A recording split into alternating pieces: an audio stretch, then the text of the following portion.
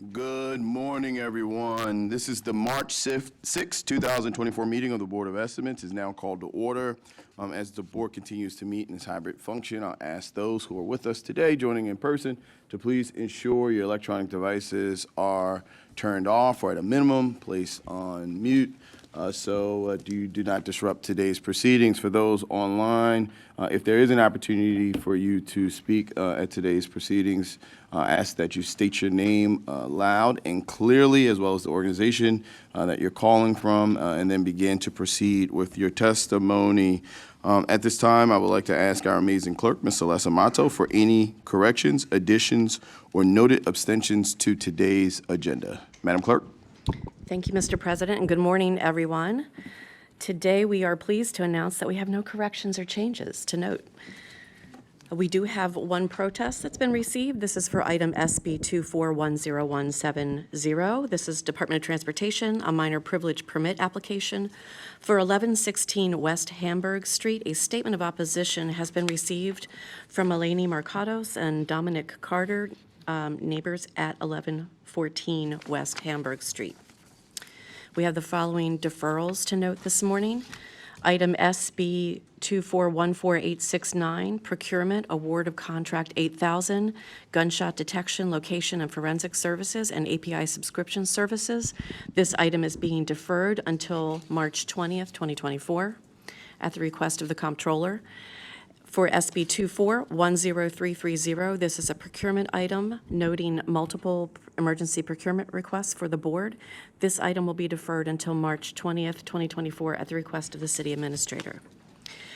I will also note for the public, the agenda today includes emergency procurements, which are items such as supplies, materials, equipment, services, or public works obtained outside of the standard procurement process due to a need to respond to a dangerous condition that could adversely affect public welfare. These procurements have already been approved by the Director of Finance per the Baltimore City Charter and are only being noted today by the board to ensure transparency and make them part of the board's public record of financial transactions. Emergency procurements will typically be on the non-routine agenda to allow for questions and discussion, but they can also be made part of the routine agenda at the discretion of the board. We have the following items on the non-routine agenda today. SB 2410108, Department of Housing and Community Development. These are administrative regulations, city-owned real property fixed pricing disposition policy. SB 2410410 for the Law Department. This is a settlement and agreement release with St. Michael's Media Incorporated. SB 2410531 for the Law Department, a settlement agreement and release with Toyla Williams versus Baltimore Police Department et al.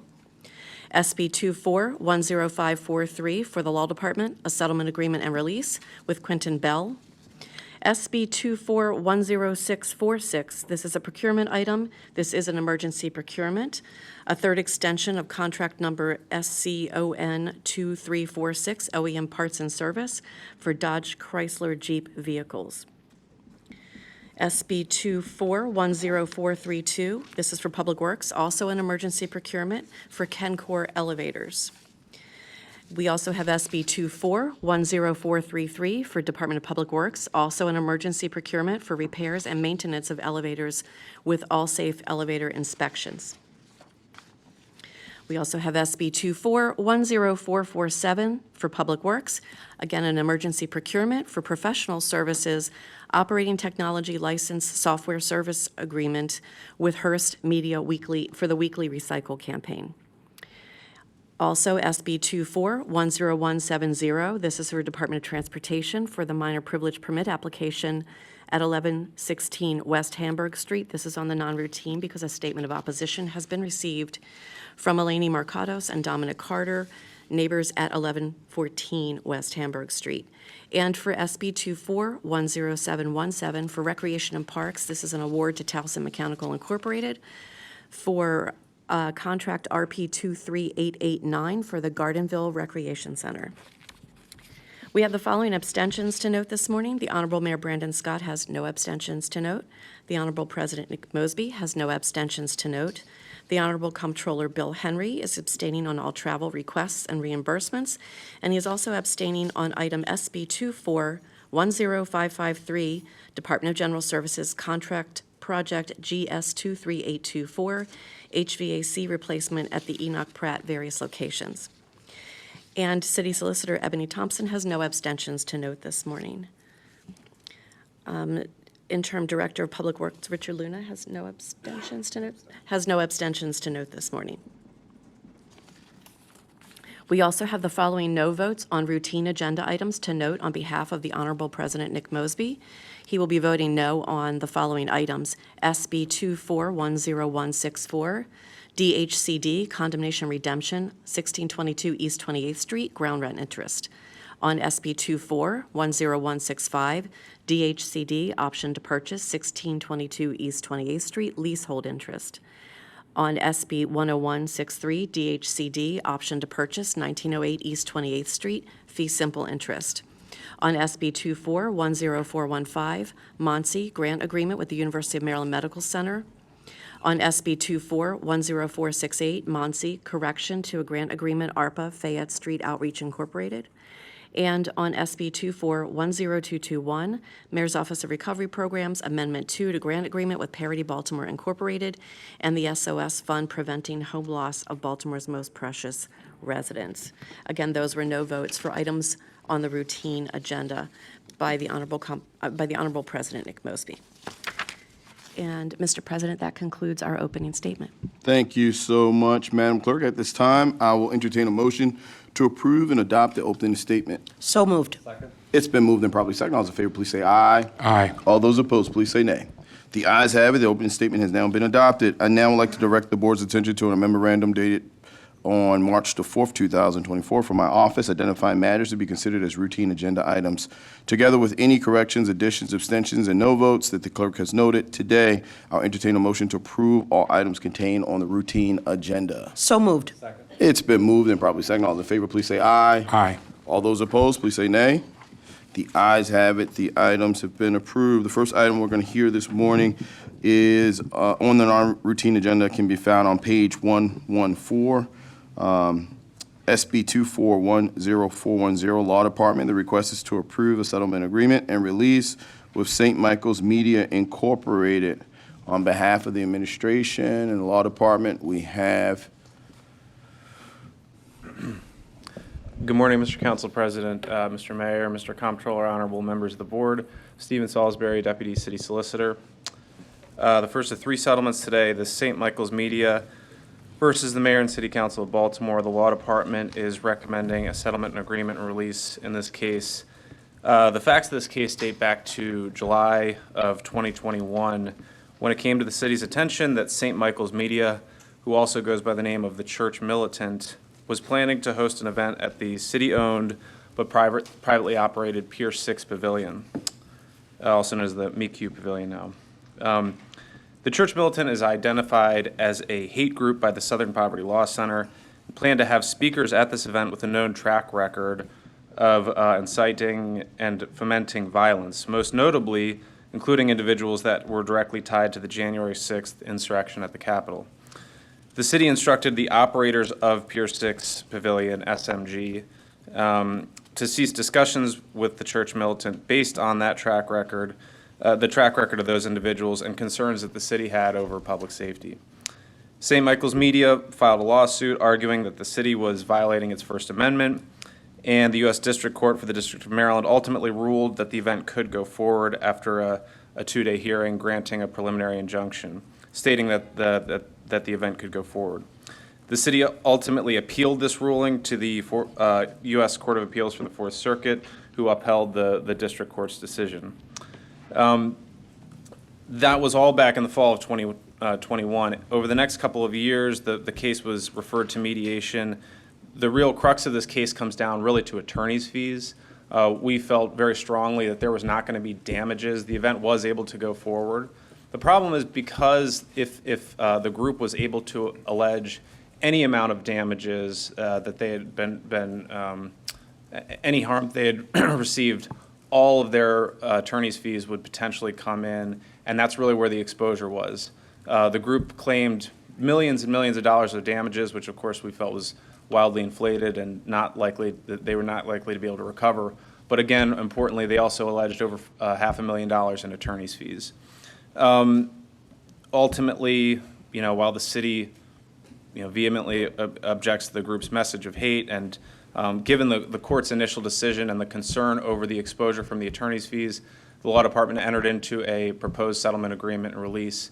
It's important to note this money is going to the law firm, the firm which we have every reason to believe is owed well in excess of the settlement amount here. This was for $275,000. The law firm had well north of that in terms of legal bills that they had racked up. This money is going to the firm, not to the church militant who was announced recently they're actually going out of business. Again, that's why the law department is here today recommending the settlement agreement release, because of the concerns over the exposure of potentially larger attorney's fees were this case to move forward to trial. And with that, I'm happy to answer any questions. Thank you. At this time, are there any questions for the law department? Hearing and seeing none, I'll entertain a motion. So moved. It's been moved and probably second. All those in favor, please say aye. Aye. All those opposed, please say nay. Please note that I'm a nay vote for this, Madam Clerk. This item is approved. We're going to go to the next item. It's the law department as well. Next item on non-routine can be found on pages 115 and 116, SB 2410531, Law Department. The request is to approve a settlement agreement and release for Toya Williams. Mr. Solicitor, Deputy Solicitor.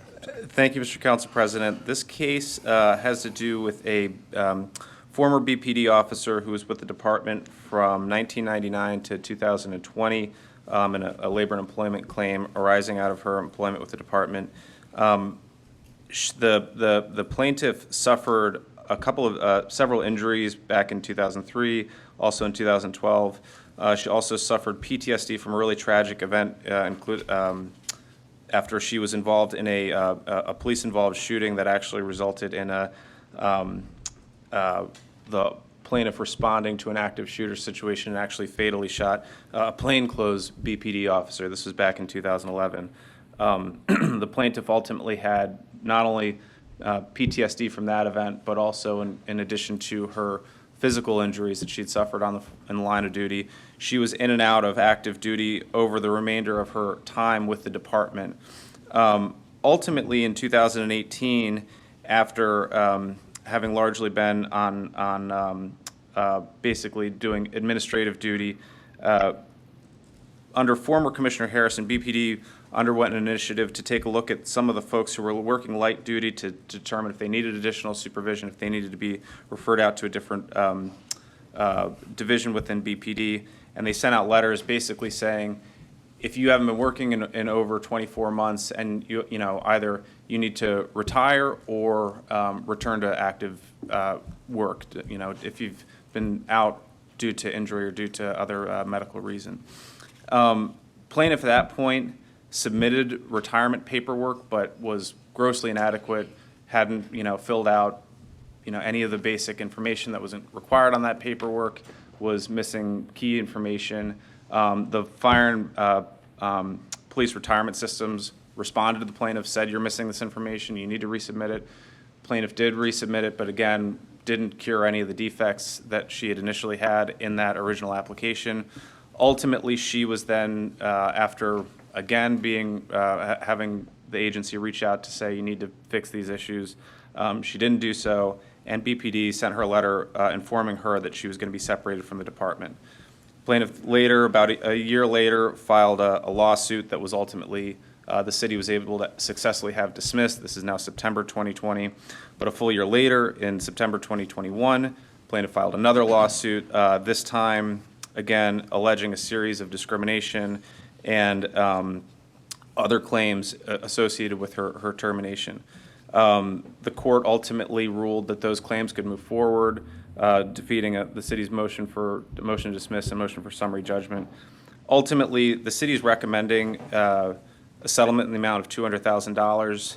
That's about what the plaintiff was alleging just in back pay. She also had alleged another $300,000 in compensatory damages and another $40,000 in attorney's fees that would have been on top of that, on top of $210,000 in back pay. again, given the circumstances and, you know, and the risks associated with moving forward to trial, the Law Department is recommending the settlement in an amount of $200,000 in this case. Thank you. At this time, are there any questions or concerns for the Law Department? Hearing and seeing none, at this time, I'll entertain a motion. So moved. It's been moved and probably second. All those in favor, please say aye. Aye. All those opposed, please say nay. The ayes have it. There's one abstention from Mayor Brandon Scott. So this item is approved.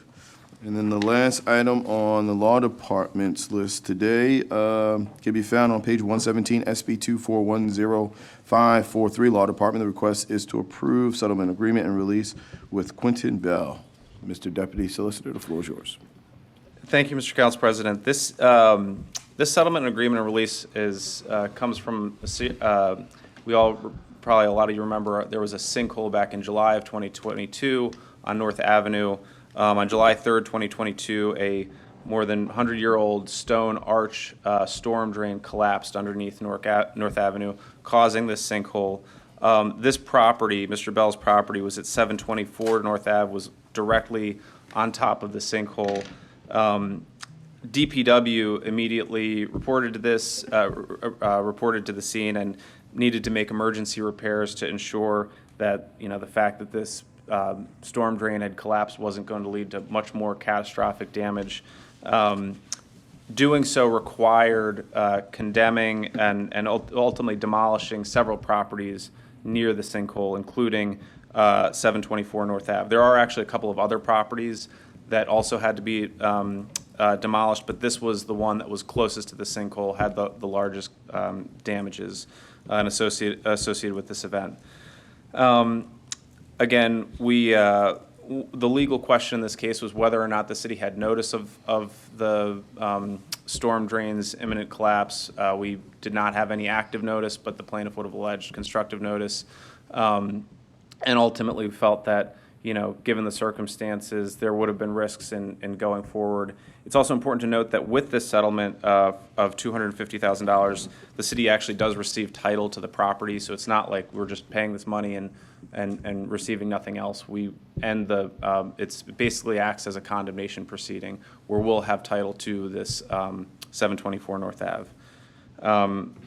And with that, I'm happy to answer any other questions about the case. Thank you. At this time, are there any questions or concerns for the Law Department? Hearing and seeing none, I'll entertain a motion. So moved. It's been moved and probably second. All those in favor, please say aye. Aye. All those opposed, please say nay.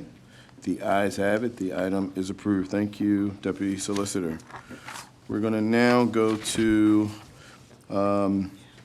pages 24 through 26. That's SB 2410108, Department of Housing and Community Development. The request is to approve regulations regarding city-owned real property fixed pricing disposition. At this time, we have the Commissioner. Please state your name. My name is Alice Kennedy, Housing Commissioner for the City of Baltimore.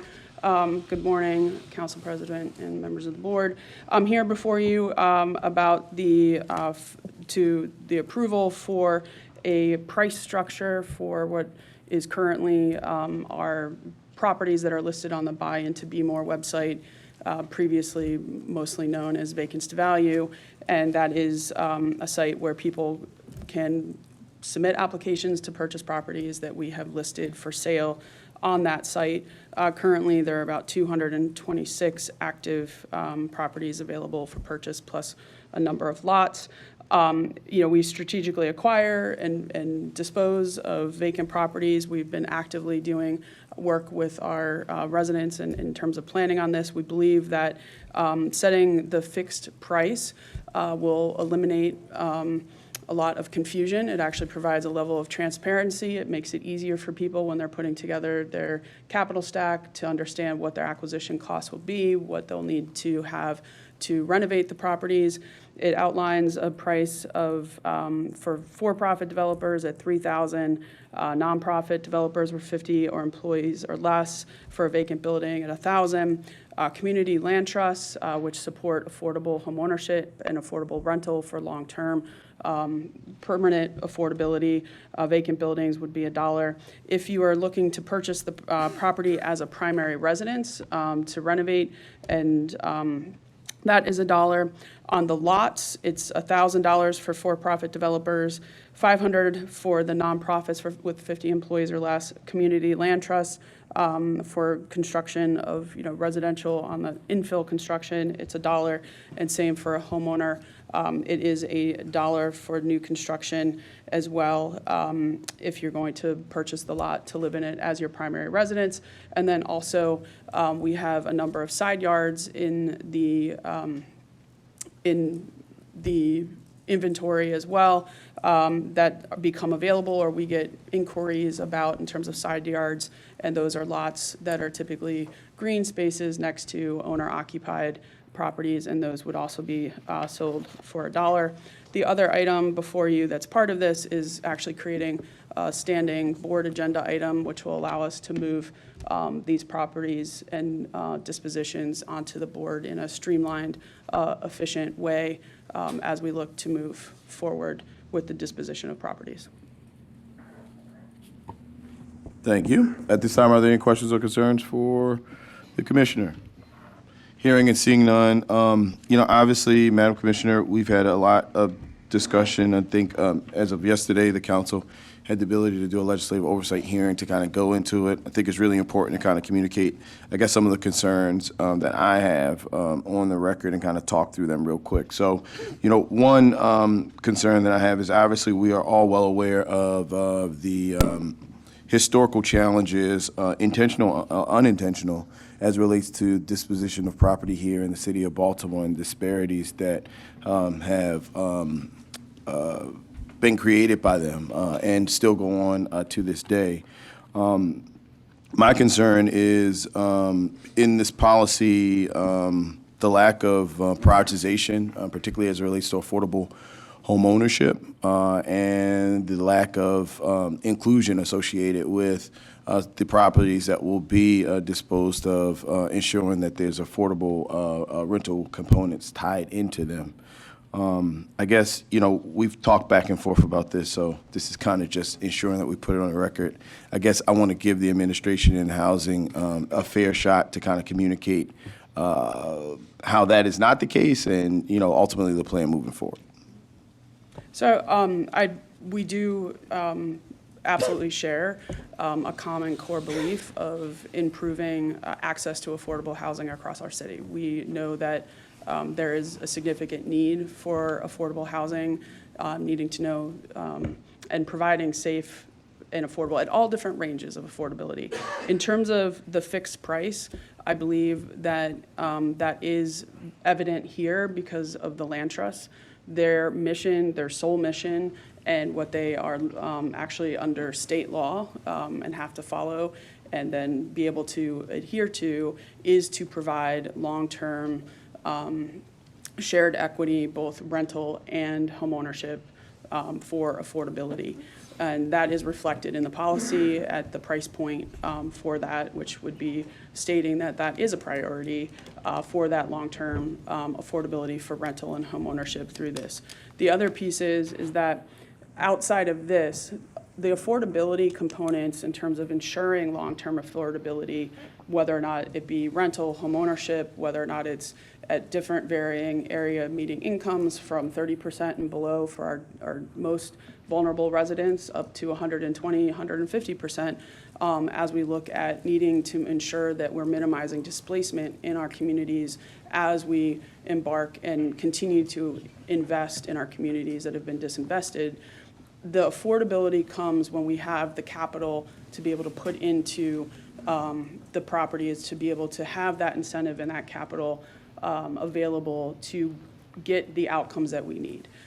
You can't create affordable housing at varying AMI percentages or area median income percentages without subsidy, whether or not that is multifamily, whether or not that is single family, scattered site rehab, new construction, both for rental and home ownership.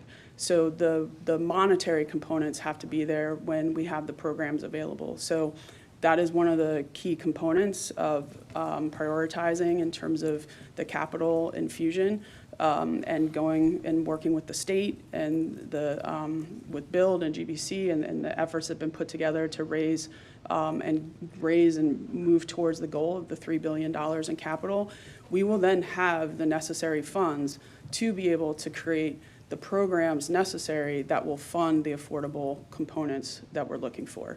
So specific to this policy, the priority is on the community land trust, as well as the homeowners. We have agreed and worked with you. We are going to have a hold on the first 90 days after the BOE approval. We will be making sure that we're advertising and getting out for any resident that is interested in putting in an application for any of the 226, I believe it is, available properties, and we will prioritize that. And then we are also putting into place a program that will allow residents that are interested in purchasing a vacant property, even if it's one that the city does not own, they'll be able to put in an interest, create a form, enter their information, put in the address of the vacant property. We will then work with them to evaluate, the vacant property. Is there a mechanism that we have through in our toolbox for acquisition? Can we move that through acquisition? What is the, where is that resident in terms of their purchasing ability and purchasing power? Do they need some additional homeownership coaching? Do they need any credit repair assistance? Are they ready to go and we just need to move it through? But that gives us a time period while we're working on the acquisition to ensure that that resident who wants to purchase to be a homeowner is prepared to do that. And then also within that, we will also in the capital stack, one of the components that has been put forth is having the additional money to ensure that we have greater down payment and closing cost assistance available for the homeowners that want to purchase, and also deeply level of affordability. So when we talk about the initial tranche of properties that we're going to dispose of, I guess, just breaking it up in two buckets, looking at it from the rental perspective, it's my assumption that the communities in which most of these properties are in these blocks, these areas are in such disrepair because of the disproportionate amount of divestment from our city, from our state, from our federal government, and some really bad policies that have kind of caused the situations and conditions of these communities. The question is, I guess, someone or an organization gets these properties, they fix them up. The idea is they're not going to be at market rate, what we kind of look at as market rate. They're going to be in the affordable spectrum. Do you agree with that? Not necessarily. Some of the properties that we've been seeing that have sold through, put the name on it, vacants to value, buying into Be More through the site in terms of scattered site, actually are in areas where we've been seeing market rate properties, and then also some areas that are naturally affordable. And we get applications for everything where they've stated and follow through on the intended use from the onset that they intend to have it be a rental, or they intend to have it be an affordable rental, or they intend to have it be a market rate. So we actually see a wide range because of where we are. And we do get a fair number that are rental as affordable, and we do get some that are market rate rental. So I don't know that I would say that right now it's solely by the nature of the market that it is only one way or the other. Yeah, I don't think I said only. I think I said majority. Majority, yeah. So you're good with saying that's probably a good proportion between the two? I think it's a good proportion between the two. Okay, well, and- just focusing on the proportion of that is still, the conditions basically make those units affordable. I guess the idea is, and we've seen this all throughout the country, right, where there's been good intention of housing policy that goes into communities that, again, have been disproportionately divested in from local governments, from state governments, from federal governments, that have created policies that have kind of driven the communities into where we are. One policy, Baltimore's the poster child, redlining. The question is, for those areas and those individuals, these policies go in and they allow communities to become stabilized off the backs of folks that need affordable housing. So someone will get this property for $1, or they'll get this property for $3,000. They'll fix it up. They put whatever money they'll put in it. They'll get someone that's from the community, that's lived through the crime and the grime and the blight of that community, now in a better housing unit. That person stays there for 3 years, 4 years, or 5 years, and now they're no longer able to afford the rent. So the question is, if we're really, if our core competency is on affordable home ownership and affordable rental units, and we're creating a program that provides efficiency, much more ease to disposition of properties, why aren't we ensuring that we're protecting those individuals so they're not displaced out of those communities?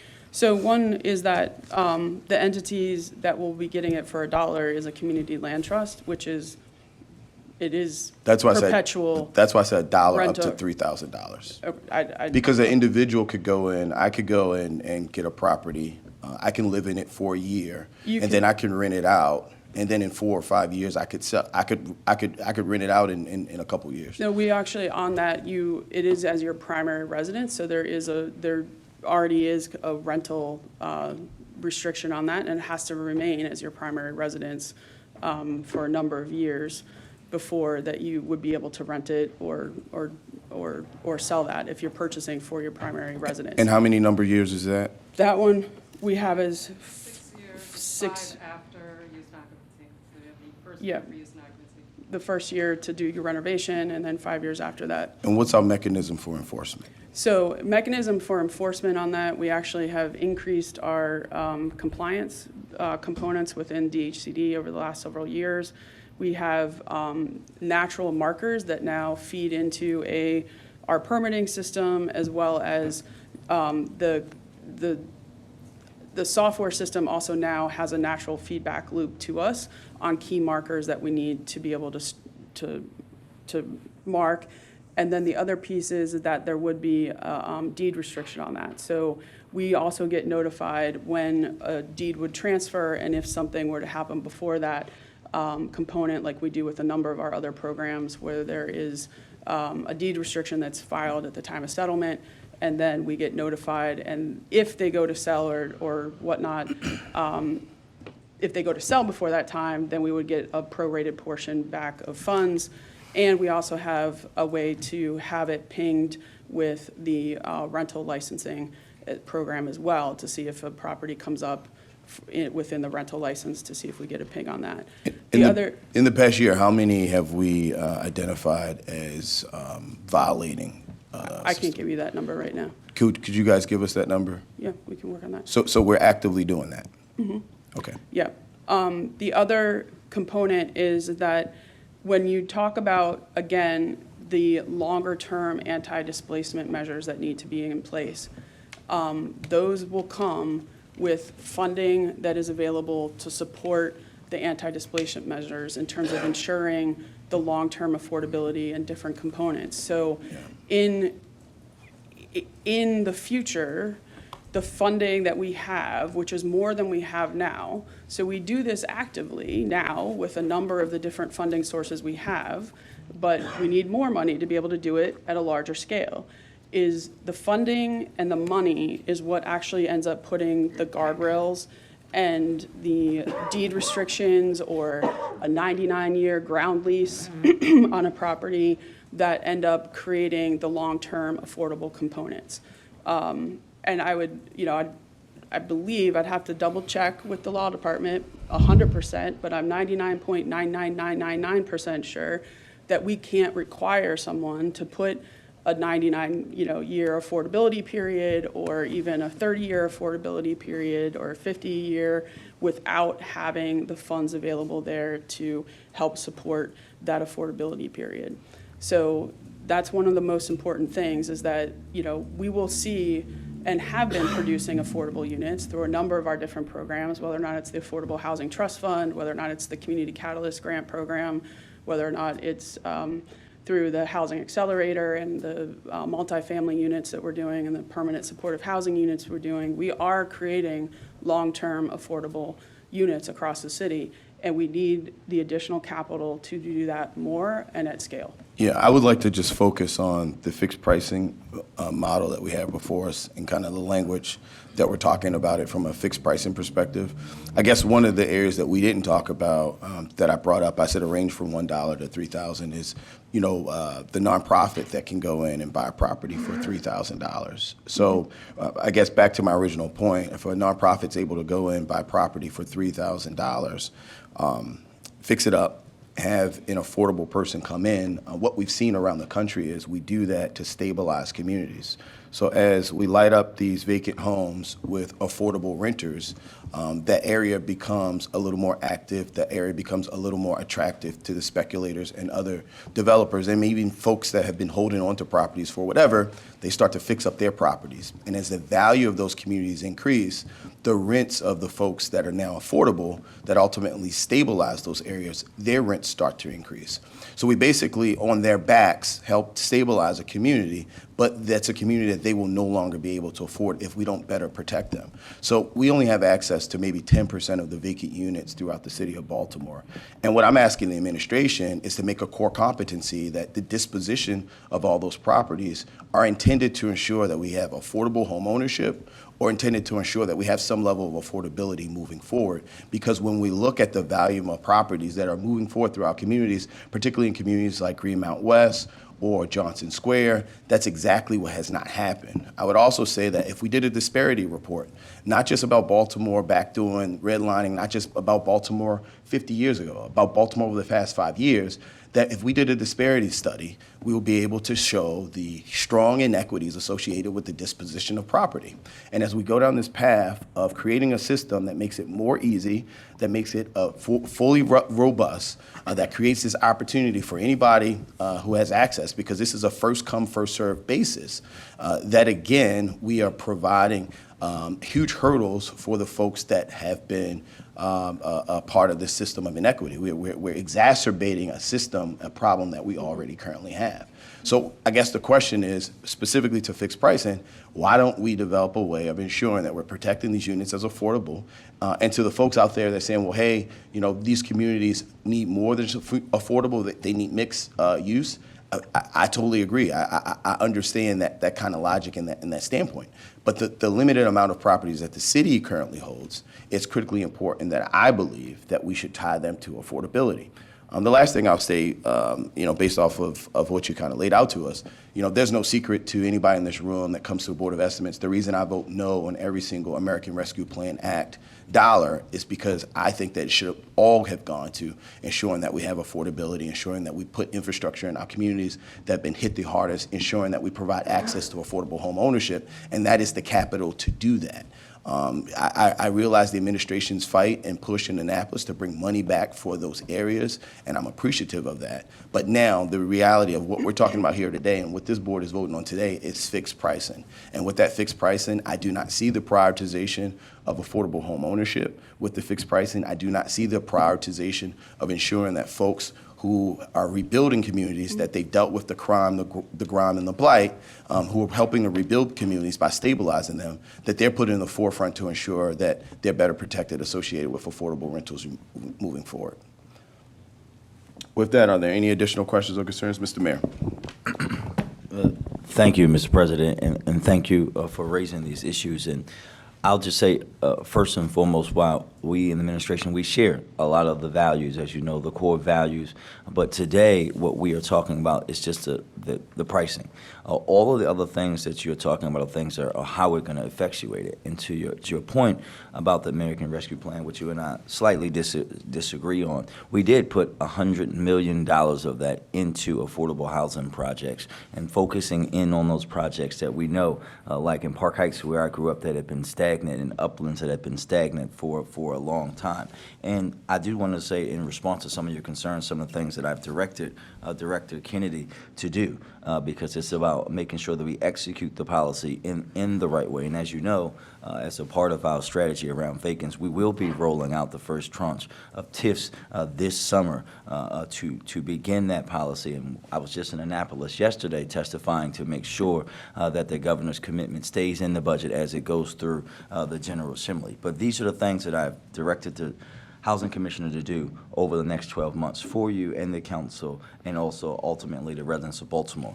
Develop an anti-displacement and equity-based framework based on significant community input that will guide their work to ensure that all of our values are reflected as we go through the policy decisions.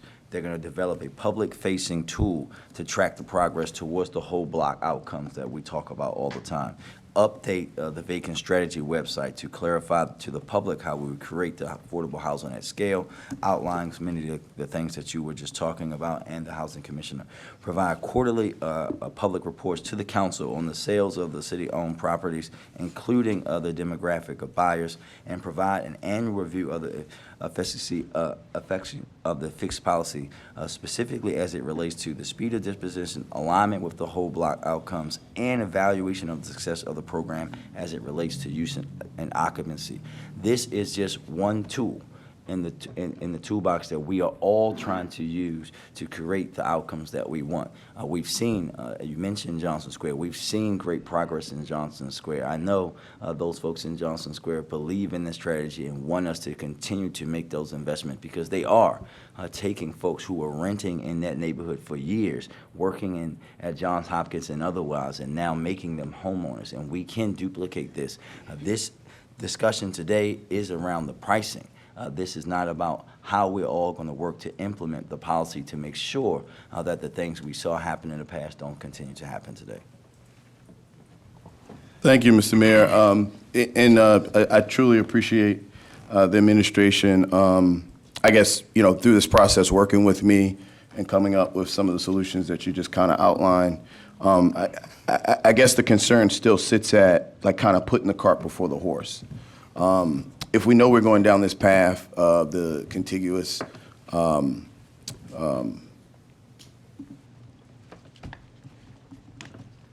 the contiguous aspect, ensuring that we have money for this property, for these properties and the gap finance. If we know that we are ensuring that CLTs will kind of get access to tranches of these properties moving forward. The problem is we have all these ideas of what we're going to do, but we're starting this solution in a system that's already inherently flawed. And the folks that can take advantage of this inherently flawed now, we're just making it easier before we put the programs and we put the money in place. I guess that's where the concern is. So the one thing I'll ask the administration to add, and I've been calling on, is let's do a disparity study about the disposition of property. Let's look over how we've disposed of property over the past 5 years or 10 years, and let's develop a way where we can have key performance indicators, goals, objectives, real tangible outcomes that we can understand and know that moving forward, as we continue to look at the disparity study, if we're moving in the right direction. We have one shot to get this wrong. And we've seen urban areas all across America miserably fail at this with great intended policies. That's the only thing that the council, that's the only thing that myself has constantly pushed on the administration to ensure that we do not do with this. So again, I think that is the kind of rub or the difference between where we are today and where we go tomorrow, that we're creating a more efficient, a more robust system for an inherently flawed system that we already have in place. Can I make one just general statement? The floor is yours, Madam Commissioner. For the record, I just want to be clear again that this applies to the properties that are in and on the Buy Into Be More website. The non-contiguous TIF properties, this does not cover that or apply to that as we're putting that together. And it also does not apply to a number of the different properties that we're acquiring now, because we're doing those acquisitions based on the whole block outcomes and whole block approach, where there will be larger RFPs. I'll reiterate what the mayor stated, is that this is just one tool that we use in terms of a suite of disposition methods. And a number of these entities already do that purchase. They do take advantage of existing programs that we have to achieve different levels of affordability within that we currently have now. So it isn't that there is nothing happening, but there are people that purchase through Vacants to Value or the Buy Into Be More site that do take advantage of the other funding sources that we have available to ensure affordable outcomes for both homeownership and rental. But I just wanted to make that one point, that in terms of the non-contiguous TIF, that this does not apply to that. Understood. You just brought that up as a counterbalance. I guess my point of trying to bring it back up is, again, putting the cart before the horse, like putting the intentionality in this without this idea that we will do the right thing moving forward. Well, I would argue that there is intentionality in this in terms of the pricing structure. There is intentionality. And we are already doing the things that I've just laid out in different ways, just not at the scale that we will be doing. So we are already putting money out on the street that's associated with the sale of properties, whether or not it's through the sale of, a vacant lot for redevelopment, or whether or not it's the sale of a small, number of properties through a RFP or a solicitation that have money associated with it to either close the appraisal gap or to achieve affordability. So we are doing that work now, and this is not a future. Mr. Mayor? No, Mr. President, I'm just going to say we're happy to discuss the disparities study further. Thank you, Mr. Mayor. Before we kind of continue, I want to make sure that Councilwoman Odette Ramos, she has an opportunity to come up and speak, Madam Commissioner, and then we'll go over.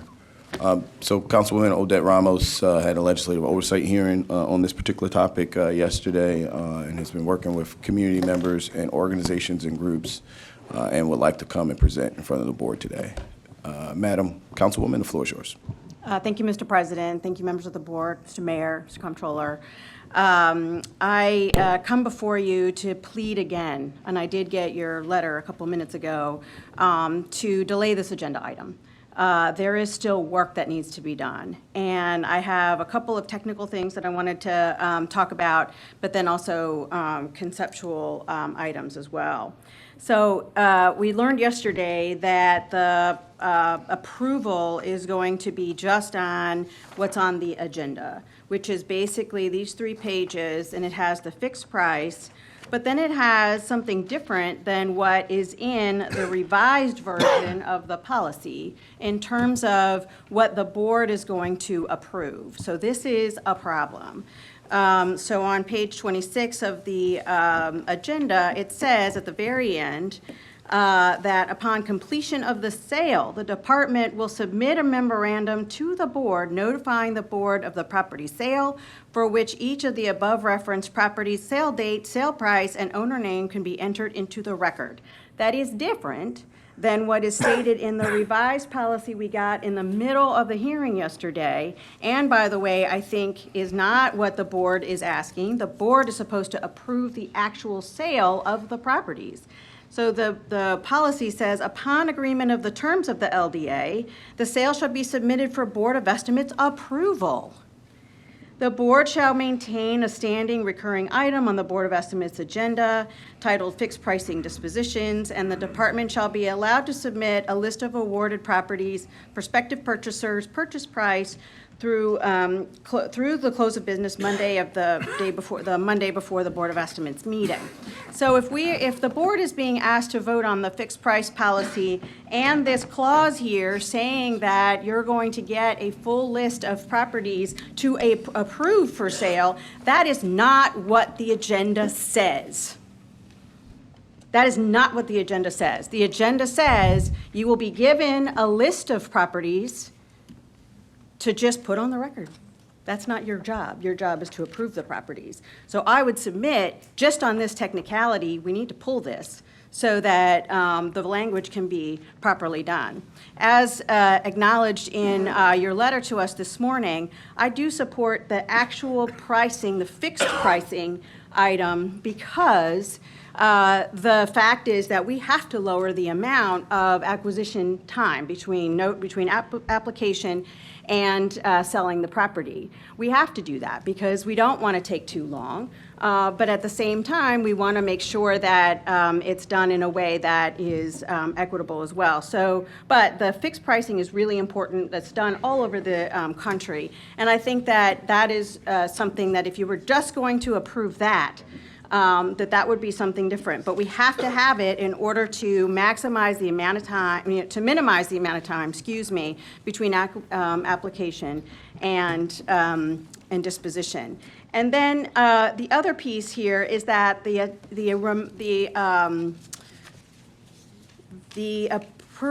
revised policy has 3 lines on the top of it, and it says approved by the Board of Estimates, the mayor, as well as the law department.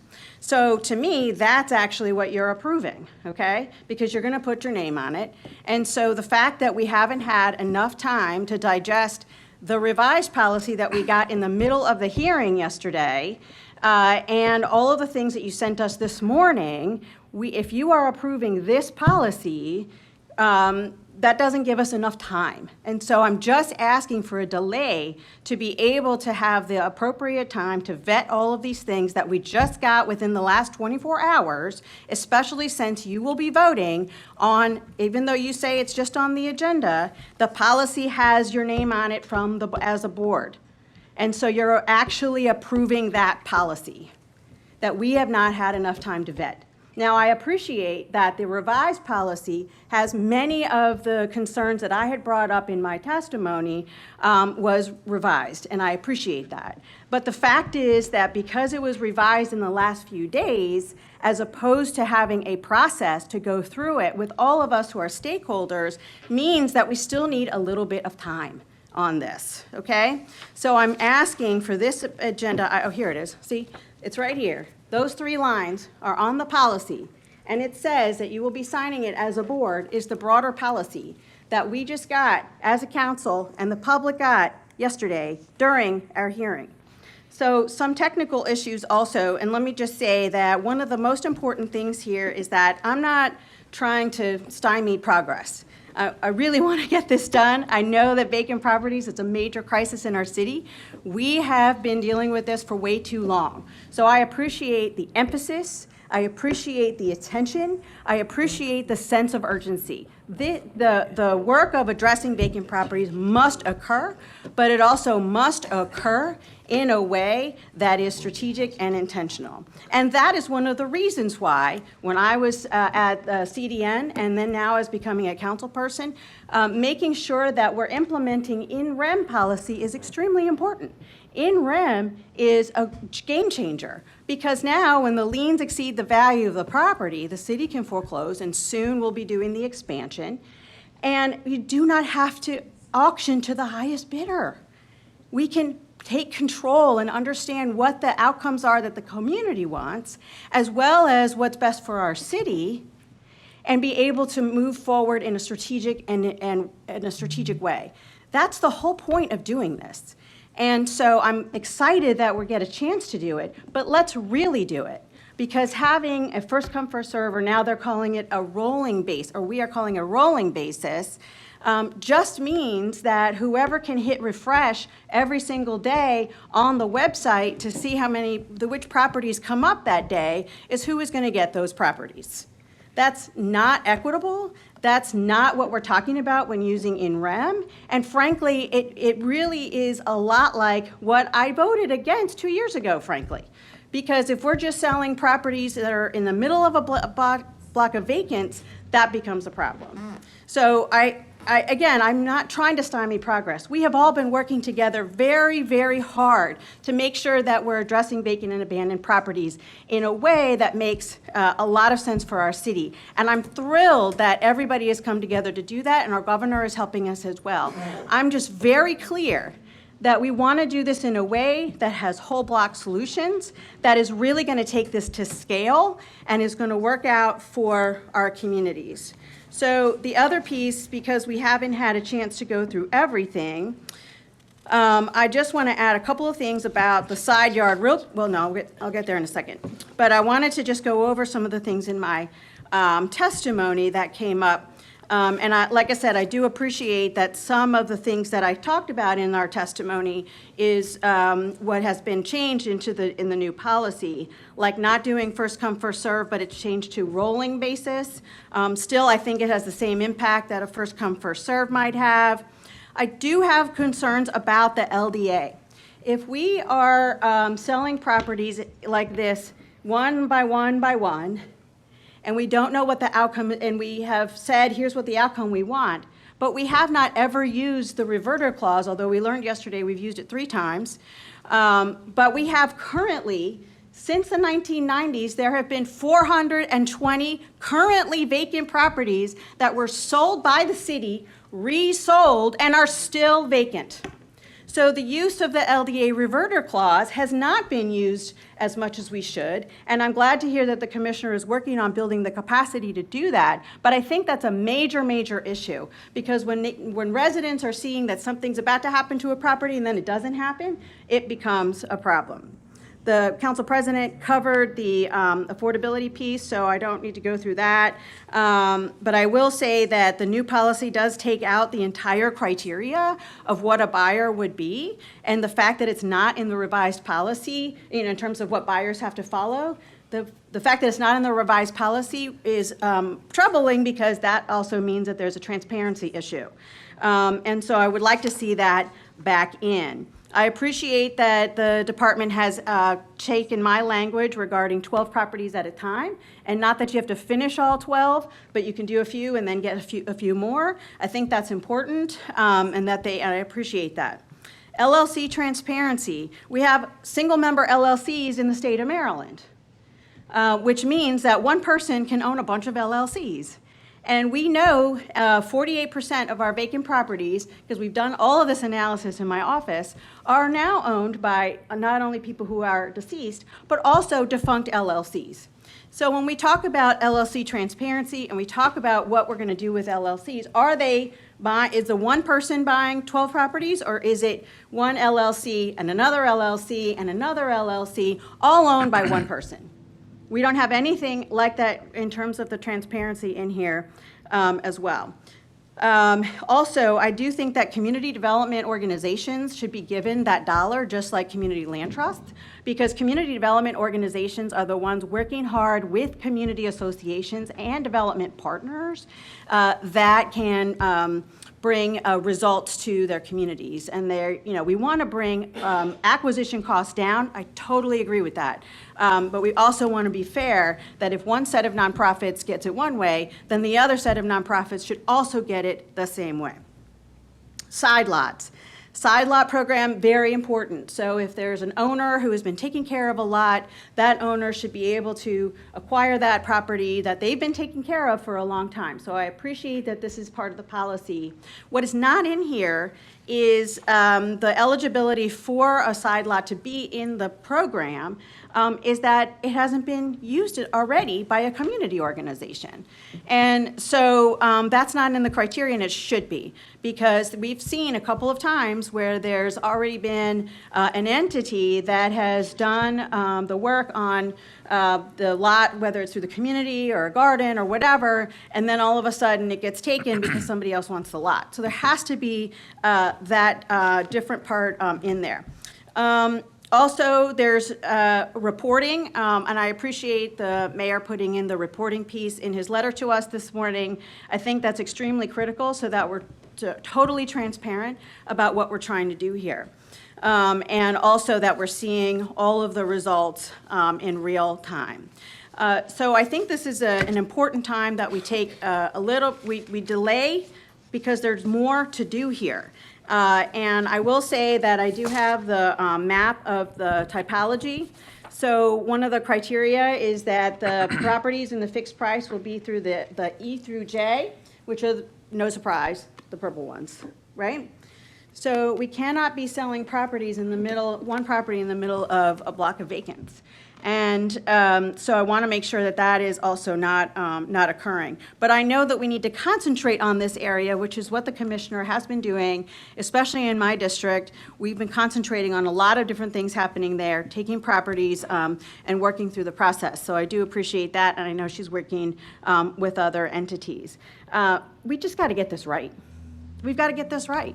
And I'm just asking for a delay to clarify that technical point that I started with, but also so that we can work together to really make this not just a fixed policy, price policy, but all of the disposition policies transparent, fair, equitable, And because honestly, we're not seeing equity in this either. Like I said earlier, if somebody's just hitting refresh every day on the website to see how many properties they can get and calling their buddy to go do, the other piece, then to go sell it to them, or for them to take advantage of it, that is a problem. And that doesn't benefit anybody that looks like me, doesn't benefit anybody that looks like you. It's a problem. So we've got to figure this out, and I appreciate the opportunity to continue to talk about it, and I will keep talking about it until we are able to get this done. Thank you, Madam Councilwoman. Mr. Mayor? Thank you, Mr. Council President. I was just conferring with the comptroller, and Mr. President, I am going to ask that we defer this item for one meeting. So at this time, Second. there's been a motion on the floor to defer this one meeting with the council's new rules. It's been properly seconded. All those in favor, please say aye. Aye. All those opposed, please say nay.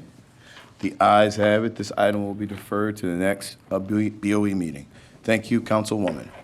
Thank you very much. I appreciate it, and I look forward to working with you within the next 2 weeks. Thank you. Next up on our agenda, it can be found on page 150, SB 2410646, Department of Procurement. On behalf of the Department of General Services, the request is to approve a goods and services contract extension with Heritage of Owings Mills. On behalf of General Services, For procurement. Chief Procurement Officer, please state your name. Good morning, Mayor Scott, President Mosby, Comptroller Henry, honorable board members, Adam Manny. I'm your Chief Procurement Officer. I'm here today before you to ask for a third extension on this contract as we move forward, contract 002346 for parts and services for Dodge Chrysler Jeep vehicles. We were before you back in September of last year asking you for a second extension. Unfortunately, due to staffing and other priorities, we were unable to get a solicitation out in time. That solicitation has been issued. It is on the street, and it closes at the end of this month. We'll be doing our due diligence in April and hoping to come back to this board at the May meeting to award a new contract. So we need this as a stopgap until we can get the new contract in place. Thank you, Mr. CPO. At this time, are there any questions or concerns for procurement? Mr. Comptroller? Thank you, Mr. President. I want to let you off the hook because I know that you're dealing with a dumpster fire, but the thing I have to raise is that we noted $1.6 million in emergency reports last month for external consultants that were supposed to be working on fleet procurement. When did they start working? I don't have the exact date. Their contract ended at the end of February. Okay. I can tell you that they moved 40-plus procurements in fleet alone that they were able to get a backlog done, almost 50. This was one that was worked on with the scope and the specs. Unfortunately, we just weren't able to get it out. But they dropped, the original number was probably close to 60, and by the time they left, it was much lower. Okay. And that was just specifically for fleet. They also did work with DGS, DPW, BSIT, police to move items forward also. Okay, it's just like, I'm pretty sure you're the one who told me that we should be raising this issue when you see a third extension. Yes, sir. I mean, yeah, yeah. any questions that have, it's just the timing of it from what the work was done to my department to get it out, just didn't flow. Sometimes that happens, and we're asking for this stopgap. It is on the street currently. It closes at the end of this month, and that'll give us April to do our due diligence. It's a standard, straightforward IFB, invitation for bid. And we'll have an award in May That will be before coming back this to this extension board. runs out. Yes. Okay. All right, thank you, Mr. President. Thank you, Anna. Thank you, Mr. Comptroller. At this time, are there any additional questions or concerns from members of the board? Hearing and seeing none, I'll entertain a motion. So moved. It's been moved and probably second. All those in favor, please say aye. Aye. All those opposed, please say nay. The ayes have it. This item is approved. The next item on our routine agenda can be found on page 178. That's SB 2410432, Department of Public Works. This request is to approve emergency procurement agreement with Kinsor LLC. On behalf of the department, we have Paul Sain, Acting Bureau Head for the Bureau of Water and Wastewater. I'm here before you to present or notify you of this emergency authorization to Kencor Elevators. This was to purchase elevator repair work to our various water and wastewater facilities throughout the Bureau. in the amount of $100,000. So the activities that we're doing to avoid future emergency authorizations, we are drafting a RFP right now, ready to have that discussion with the Bureau of Procurement to advertise that and go for a long-term contract. Thank you, Mr. Bureau Head. At this time, Mr. Comptroller, the floor is yours. Thank you, Mr. President. Just to clarify, when you say you're preparing a contract right now, are you preparing a blanket contract for elevator work? Correct. Okay, because this is this is the second, oh, I see, there's two on here Yes. for today. These two are the second and third emergency elevator contracts that we have entered into. Because last year, we had a contract with the convention center for emergency procurement for elevator work. And the contract you're preparing right now, that would be a blanket contract all city agencies could use, like an on-call for Yes. whenever you've got elevator work. Correct. Okay. What's your ETA for putting that out in the field? I don't know the answer to that, but our Department of Public Works Chief Operating Officer, Steve Strickland, can answer that question. Thank you. Good morning, Mr. Mayor, Mr. Council President, Controller Henry. Steve Strickland, Chief Operating Officer, Department of Public Works. We're currently hoping to get that to the Bureau of Purchases, specifications for all the information to the Bureau of Purchases, hopefully in a couple of weeks. Okay. So we can get that to them and get it out on the street and have it awarded before the 6-month term expires on the emergencies. Okay, because we can't let the mayor get stuck in an elevator again. That would be a bad. I heard there was an Yeah, incident. okay, all right, okay. Do we have any other emergency procurement elevator contracts that have already been out and approved and that we will be getting notifications for? Or will we, I'm just trying to tell if we're going to see something like this again before the blanket contract goes out. We should not. Okay. The only other thing, there's All Safe Elevator Inspections, who performs the inspections for the state. Yeah, and he's going to do that. He's going to do that one certifications. next. Okay. or- So or that's the two. only other part of this. And Okay. it's involved, they go hand in hand. Okay. All right, Mr. President, thank you. Thank you, Mr. Comptroller. Any additional questions or concerns from members of the board? Hearing and seeing none, at this time, I entertain a motion. So moved. It's been moved and probably second. All those in favor, please say aye. We don't have to vote on this emergency. Oh, This sorry, item- it's emergency procurement, yeah. Sorry. Yes, this item will be noted. It's all good, thank No, man, you. I'm just like, "Yep." We're moving on.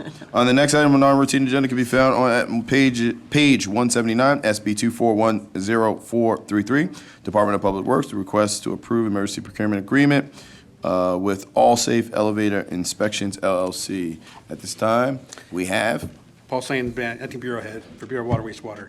So this is just a follow-up to the previous emergency authorization. This is for an emergency authorization to inspect those elevators and then do the repairs under a separate contract. At this time, are there any questions, concerns for the administration? Hearing and seeing none, it will be noted. And then the next item on our routine agenda can be found on pages 183 to 185, SB 2410447, Department of Public Works. This request is to note an emergency authorization for technology license service software agreement with Hearst Media. Is anyone here from the administration to present on this? Yes, Is somebody, someone's online? Oh, you have it, madam. No worries. I will take this one. Good morning, members of the She said board. this is light work. Yeah, I got it. Don't worry. My name is Faith Leach, and I serve as the city's Chief Administrative Officer. And this is an emergency procurement for Hearst Media on behalf of the Department of Public Works. And the reason why I am taking this is because I actually sent our Bureau Head, Craig Jeter, back to work because I thought this was one of our emergency items that we deferred. So I'm happy to discuss this. But essentially, the Department of Public Works. On this one? Yeah, keep Okay. going. So essentially, the Department of Public Works entered into an emergency procurement with Hearst Media around our recycling campaign. And so we will be putting out digital advertisements about how to correctly recycle. Hopefully, folks have heard the 3 C's by now. So it is clean it, contain it, and curb it. Those are the effective ways for you to recycle. And we want to make sure that all of our residents in the city of Baltimore know the correct ways to recycle and that we are back on weekly recycling. And so this is about getting information out to the residents of the city of Baltimore. At this time, are there any questions or concerns from members of the board? Mr. Comptroller? Thank you, Mr. President. Good morning. Good morning. So, once again, I find myself in a position of saying, I'm glad you're doing a recycling campaign. I think Yes. it's important that we remind people that we are now doing this again and encouraging them to participate. I am confused about a couple tactical decisions. Absolutely. We have known and have been talking about recycling returning for months. So I guess the first question is, why would there be an emergency to do the campaign around letting people know that recycling is coming back and they should participate? Why would that be an emergency? Why wouldn't months ago the comms folks have started going through the regular process of putting together this campaign? Yep, so thank you. That's a really important question. So while we've been talking about the work that we are doing to return to weekly recycling, there was one component. So we always talk about the 3 components of returning to weekly recycling. The first was hiring staff. And so we've hired dozens and dozens of new drivers, as well as solid waste workers. The second piece was optimizing our routes, which we, worked up until I think last week to ensure that we were able to right-size our routes and reduce the number of hours that our crews have to be out. The third component is the one that impacted our ability to actually identify a date for weekly recycling, and that was the vehicles. We actually received the last 9, I think, vehicles on February the 14th, so it was our Valentine's Day gift. And so we were not in a place, or I would not give the direction to the Department of Public Works to make an announcement about the return to weekly recycling until I had all 3 of those things. And the third thing did not happen until February the 14th. And so when you look at the date of when we went into this contract with Hearst Media, it was after, I believe, right around or after that date, because at that point we were ready to start communicating out a date. We didn't have a date. We knew a time frame. Not to be argumentative, but course. you've made a really good case for why the flexibility of the start of the campaign would be like I get why you couldn't know when the campaign itself would go live until a certain point, but for hiring people to put together the campaign and the elements of the campaign, Yeah. I don't understand why that could So not I have been don't- done last year. And if I'm not, yeah, this is the actual ads. This is the pump out. So it's not the people. This is just the paying for it. Yes, This is the pump, no, this actual- is the pump out the campaign that they've developed. This Yes. is not for the development of the So This Hearst is Media, just this is the us paying spending for the the money on the billboards. broadcast. No, this is us like paying for the billboards and those types of things. This is not the actual development of the campaign. So our internal staff at DPW, they have a marketing team member that developed the campaign. And then we worked with Hearst Media on like the billboards and the actual marketing. And we, of course, needed a date to give to Hearst Media of when recycling will be returned. Okay, I think I understand what you mean now. Yes. I still feel like in the past, I have, as a person who has occasionally purchased a billboard, I have paid Clear Channel months before my billboard actually went up. They don't mind being paid earlier. They just don't want to be paid after the billboard goes up. So I don't understand. I'm still like it. I'm still curious as to why that part couldn't be done in advance. Why it would need an emergency procurement, because that would tend to imply that we always pay for those kinds of PSAs, or I guess they're not PSA, but those types of media work, do we always pay for that by emergency procurements? No, we don't. So, and I know the mayor has, okay. No, I was just gonna to add, Mr. Comptroller, like, we also have to, we understand what you're saying, but let's just say we wanted to pay for them and it was gonna be 8 months later. They're not gonna hold on to those spots that long, right? They're just simply not gonna let us just sit there and say like, oh, well, we'll just hold it for you. And then we, obviously, as someone, I know you bought TV and radio ads, so you know how that works. Like, you have to do it right before that you're going on. This, I know the city administrator has said it. The only reason why we're doing it this way is because we've been talking about this for 3 years now.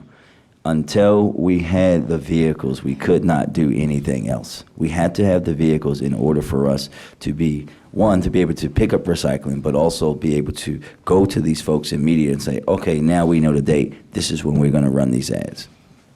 I would like to also probably add, just from the council's perspective, Mr. Comptroller, and to the board, this has been a highly sensitive and charged topic over the past couple of years, particularly coming out of the pandemic. And I think the one thing that is critical is that when we roll this out, we roll it out the right way, where our constituents understand and know exactly what the program is and what the messaging is. And I would only assume that maybe this emergency entrance is saying like, hey, we developed a campaign, we're ready to go, and now let's go, as opposed to maybe this being a board item a month ago, 2 months ago, 3 months ago, and then there's all this confusion of, well, when do we actually get the program and how does the program look?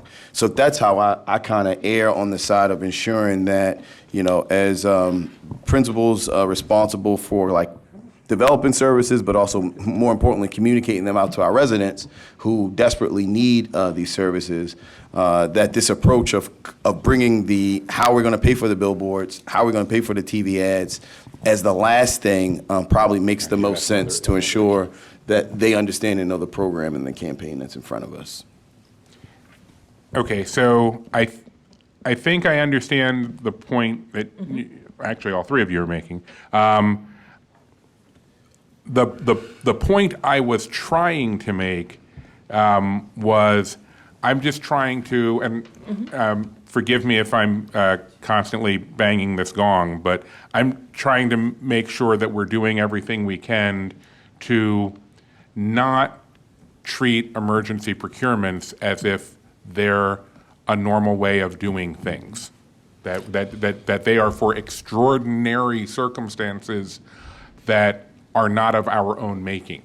But here's the thing. Before I complain about that anymore, I'm noticing that the total amount is only 21.7, which then begs the question of why would this have come to the Board of Estimates in the first place? Because it's below the threshold. Right. And so my understanding of the emergency procurement process is that all emergency procurements, and because it was done through the emergency process, so we're noting for you that we use the emergency process, even though it was under the BOE threshold. So, I'm sorry, that's not what I mean. What I mean is, I think of the emergency procurement process as something to do to when you're in too much of a hurry to use the regular Board of Estimates procurement process. But in this case, it was below the threshold for the Board of Estimates, so why couldn't DPW just spend the money? Why did they have to get an emergency procurement at all? Why Right. didn't they just So, spend it? Yeah, so this was actually, I think, so one of the emergencies was at the last BOE meeting. So I think this was about 2 or 3 emergencies that were all related to the Return to Weekly Recycling marketing campaign. So I'm not sure how they got detached from one another, but it was multiple of these that are They all were connected to the. packaged. Yes, it was a package. Radio 1 is hers, is a bunch Right. of them together. Okay. Exactly. So since I have the floor. Sure. I think a couple things. I'll use this as an opportunity to note the procurement reform work that the Department of Finance has been leading and we've done in partnership with members of the board. And I think that over the next couple of months, as we are able to really start to streamline the procurement process, we'll actually start to see a decrease in the number of emergency procurements. So we are all, of course, working in partnership to ensure that we're limiting those emergency procurements. And then you made the note about limiting them to the most extraordinary circumstances, which I am 100% aligned with you on that approach. I think what is happening now is that we are, kind of forced into a bit of an emergency in instances where we have contracts that are expiring, or in this case, where something came up and we needed to, move very quickly, just given the time that our procurement process takes. So once we are able to, add the additional staff to our procurement officers team and, work with you all on some of the improvements, I think we'll start to see less and less of those emergency procurements. I will note in one final bit that all of these for the recycling campaign, these were all professional services agreements, which are already substantially abbreviated through the normal procurement process in terms of one of the only things that you avoid when you do a professional services agreement as an emergency procurement is you bypass the step in which both the Director of Finance and the Comptroller's Office sign off on validating that this needs to be a professional services contract.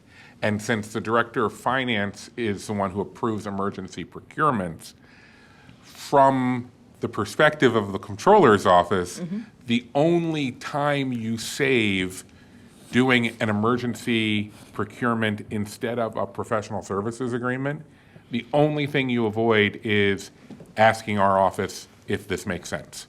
So I would just keep that in mind, that as you're looking at these kinds of situations in the future, that it's not about saving time to use the emergency procurement process for professional services agreements.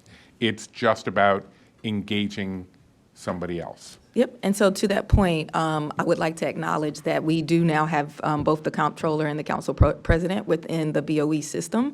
And so you all had access to view this particular emergency procurement because it came during that time that we had implemented the new system.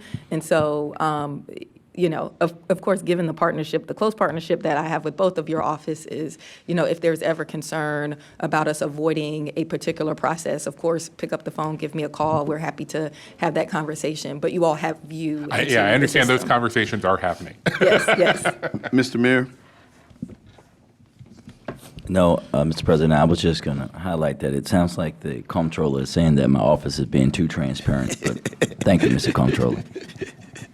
I will concur, but we appreciate the transparency. And the reality is, look, a couple years ago, we probably wouldn't even be talking about this. It would have been paid for. We would have seen ads. We would have radio ads up. But that is the work that this board has been constantly working on. We appreciate Madam CEO, Mr. Mayor, for all your hard work and opening it up and being fully transparent to this board. So truly appreciate the hard work. And I think this is one clear example. I mean, even the fact that it fell under the threshold, the fact that in aggregate, the campaign goes over the threshold, even though it's tranched out, says a lot to the level of transparency that we've constantly pushed and definitely excited to be a committed partner with you guys as you continue to better and perfect this process. So thank you so much with that. With that, are there any additional questions or concerns for the administration? Hearing and seeing none, this item will be noted. The next item on the non-routine agenda can be found on page 207, SB 2410170. Department of Transportation request is to approve a minor privilege application for Hassan Minder at 1116 West Hamburg Street. A statement of opposition has been reviewed from Eleni Makotos and Dominic Carter neighbors at 1114 West Hamburg Street. On behalf of 1 second. We're going to call the administration up, and then I'll call you up. Thank you guys for coming and participating today. On behalf of the administration, Department of Transportation, we have.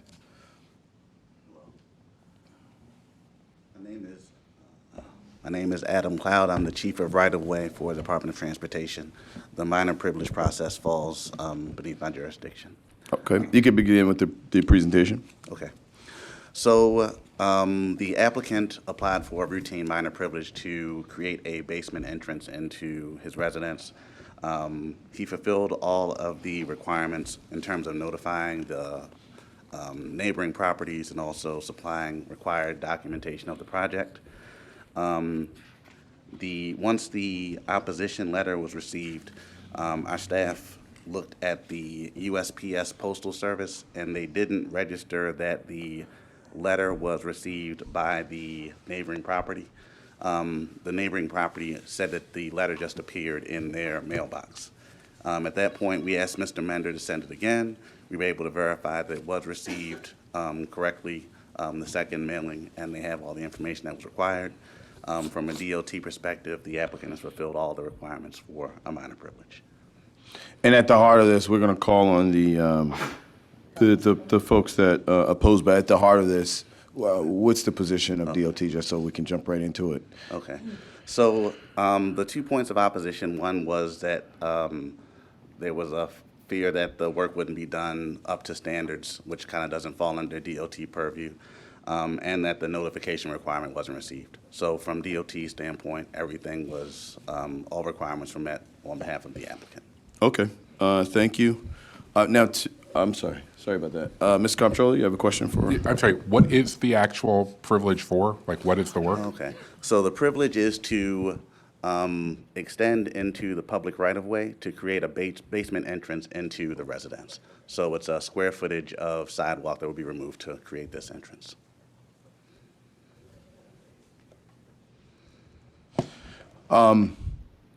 And I guess, are there other agencies that took place in, I guess, approval of this? Could you just kind of go through that process just for the record and for the public's edification? Okay. So in exchange for an annual fee, a applicant can go into the right-of-way to complete a project. So that approval process is reviewed by DHCD and other agencies, depending on what the process is, and it's reviewed by and processed by the DOT minor privilege staff. Got it. Mr. Mayor? Thank you, sir. Just for the record, talk about the other agencies in this case that had to do the review. Okay. So the preliminary plans were submitted by the applicant for specifics of how much concrete was going to be removed and how they were going to, what the plan was for development of this project. It was reviewed by DHCD, and once that approval was received, it was given back, and the okay was given to DOT to move forward with the minor privilege. And I think, does police and fire have anything to do with the process? Correct. Police and fire also have an ability to review and comment if they need to. Got you. Anything else to add, sir? Are there any other questions or concerns from members of the board? Hearing and seeing none. The folks that are here to oppose, is that Marcotis and Carter?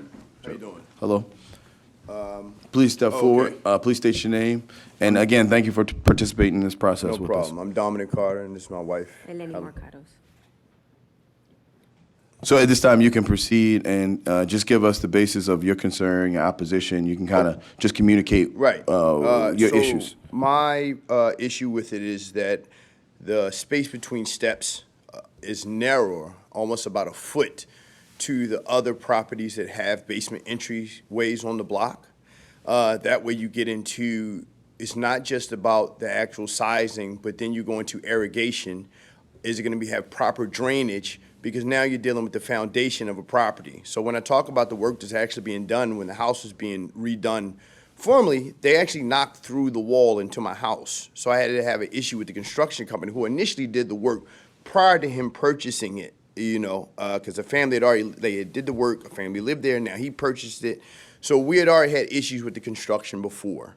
Far as the mailing issue, that we are in, we believe that he held the letter and put it in our mailbox because we check the mail every day and we didn't get anything because we would have put it in much earlier. We've lived there since 2015. We've owned our home since 2015. We don't want to deal with the noise. We don't want to deal with having it, because it is a narrower passageway than the other houses that have basement entries. You don't want it to not be irrigated properly and then run into a problem with flooding, which is a major issue in the city houses if it's not done right, not just putting the foundation itself at risk. If the work prior to what he knows. So when you talk about the agencies that approve this, do they have construction experience? Did they come out on site, measure, and look? Did they send out a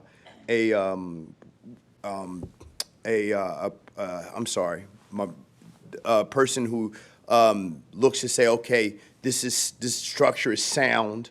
So to approve it is one thing, but are you on site looking at it like a construction site do?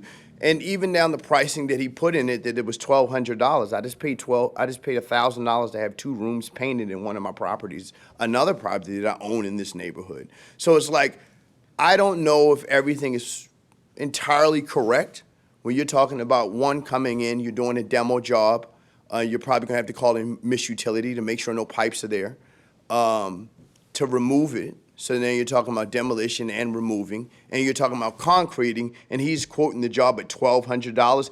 And we're not talking about actually pointing up the brick to lay in the thing for to lay in the door foundation. So something doesn't seem right to me when he's pricing this at $1,200 to have this job done. So it doesn't seem, all of the things that I'm saying don't add up to me. I've done projects, like I said, I own real estate in this neighborhood. I own a 4-unit apartment building up on Washington Boulevard. I know I've worked in construction. I've priced out jobs. So when you're talking about pointing up brick, you're talking about irrigation, you're talking about ripping up, you're pulling away, all for $1,200, something's not adding up, So he's probably trying to come in and add a basement apartment so he can live and split them. I've been there since 2015. Like I say, I work with the neighborhood association. I work with the business association because I also own business in the neighborhood. This is not something I want next to my home, on top of just somebody coming and doing a quick job trying to make some money, which is relating to the conversation you had earlier about the Affordable Act of Housing and how people tend to renovate and do houses in the city, which we all know that's also an issue. Now, just to add to that, Mr. Mender does live either in Hyattsville or Silver Spring, Maryland. I very seldom see him come check on the property because people ask me, they felt like there was people in their hoarders at one time, they're asking me about it. I did see, squatters, excuse me. I did see a new tenant in there, and I do think, Mr. Mender told my husband originally when he saw him outside, that he is older gentleman and needs access to be able to bring in the groceries from downstairs. But there's a completely different demographic living in the household than Mr. Mender. And I do feel like he's trying to rent upstairs and downstairs. So we don't feel comfortable with having just different tenants in and out throughout, Yeah, us we have a living- nice quiet block. We've lived there, like I said, 2015. We've owned real estate in the neighborhood, You actually came, and with Kim, we've met before in the neighborhood. So, like I said, nothing against him and nothing against his business. When I look at the project, when I look at the pricing of the project, when I look at the sizing of the project, it doesn't seem like it could be done in a manner where it's going to be done correctly, bringing in like a structural engineer and other people, that's what I was trying to think of earlier, to make sure this job is done correctly and going to be not cause any issues to the neighboring properties. Mr. Carter, Ms. Marquetos, thank you for coming in, bringing this to the board's attention. This is the people's work that we do every single day when we meet the Board of Estimates. And it means the world to me when individuals like yourself, who are caring residents of our community, come in and give us your eyes, your ears to situations that's going on. Obviously, we can't promise the outcome of this, but your participation is critically needed. So I say thank you for just coming in and, advocating for yourself and advocating for what you think is best and right for your community. With that, I'm going to turn over to the mayor. No, thank you both for coming, and Mr. President, Mr. Comptroller, what I'm going to ask that we do is that we defer this item also, and I'm going to send a member of my team out to meet with you all and talk with your concerns so that we can see it with our own eyes. So thank you very much for We coming appreciate and your that. participation. We would also like to maybe get some petitions from neighbors and Pigtown Main Street as well. You guys, the community will do as you please, but what we will do is defer the item and have a member of my senior team come out to visit with you on site. All right, Thank you, appreciate it. and good to see you. Have a good one. Mr. Mayor, just as a technical note. Hold on. No, they can, yeah. Yeah. In But hold term- on. I'm sorry. Just want to make sure we have order. Mr. Comptroller? Sorry, I'm just trying to make sure that we're recording it properly. Did you want to defer it to a specific time, or perhaps would you want to have? Mr. Comptroller, I got it covered. I had another option. All right, but yeah, I have that covered, but we still have, I think, someone that is in opposition that would like to talk. I believe it may be the property owner. So I was going to give him an opportunity to speak, and then we're going to cover that as it relates to what we're going to do today. So, sir, I saw you stand up. If you could come and present yourself. Thank you for coming out and participating as well. I saw you attempting to participate, so we wanted to give you an opportunity to also speak your mind. So if you could please state your name, your interest in to this property, and then go on with your testimony.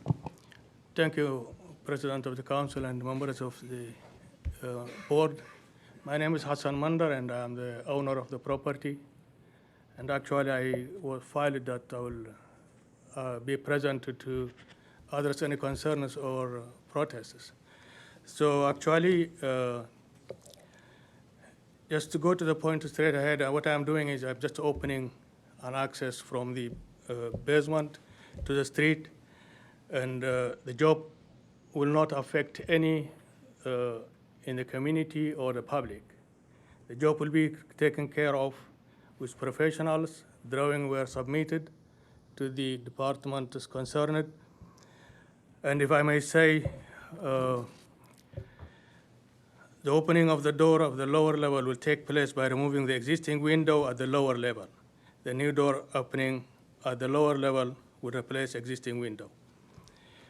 All the work will take place inside the basement or lower level house. One, the wall under the existing window will be removed to the floor, to the basement.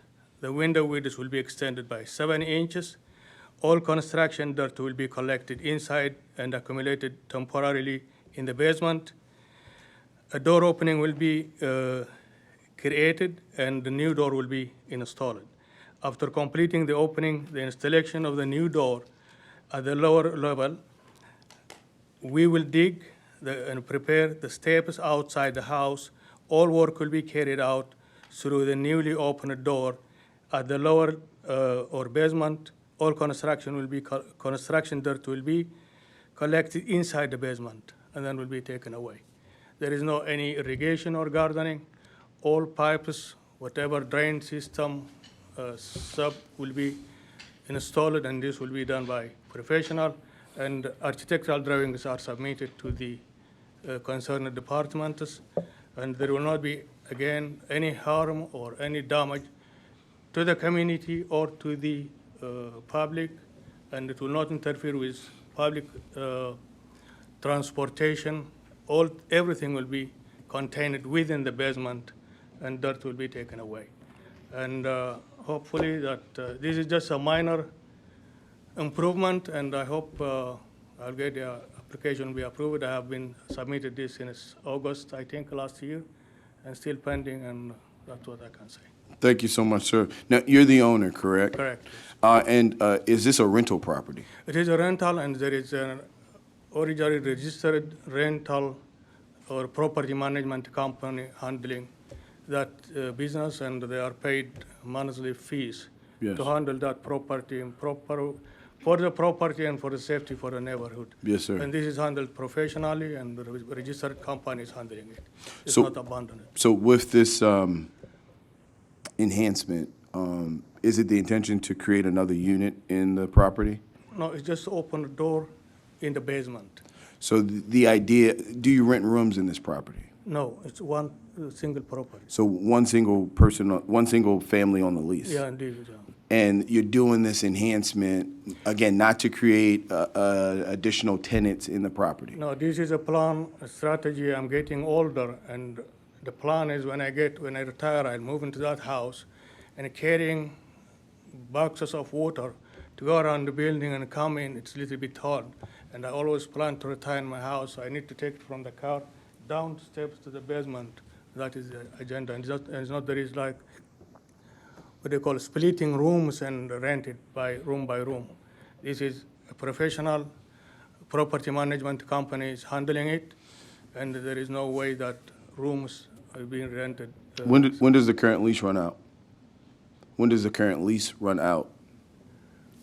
Just a new tenant. There was a tenant in there, moved, and now another one moved in last January. So is it a year lease? Yeah. And you plan on moving in after that lease is up? I don't have plan because still I'm living in Silver Spring, Maryland, so I'm not planning to move right away. I didn't plan yet. What's the urgency of you doing this right now? It's rental. Yeah, what's the urgency of you wanting to put these steps in right now? Actually, the plan was when it was vacant when I... You were going to move in? Yeah, Is that what you're going to tell me? I was planning to move, but now this stretched up. Oh, So I just let me finish this process, and until then, the property can be rented and generate money out of it. But the idea is eventually you're going to move back in? That's my home, yeah. That's Yeah, my home. that's your home, okay. Are there any additional questions or concerns? Mr. Comptroller? Good. Thank you, Mr. President. Good morning. Good morning, sir. What's your budget for the project?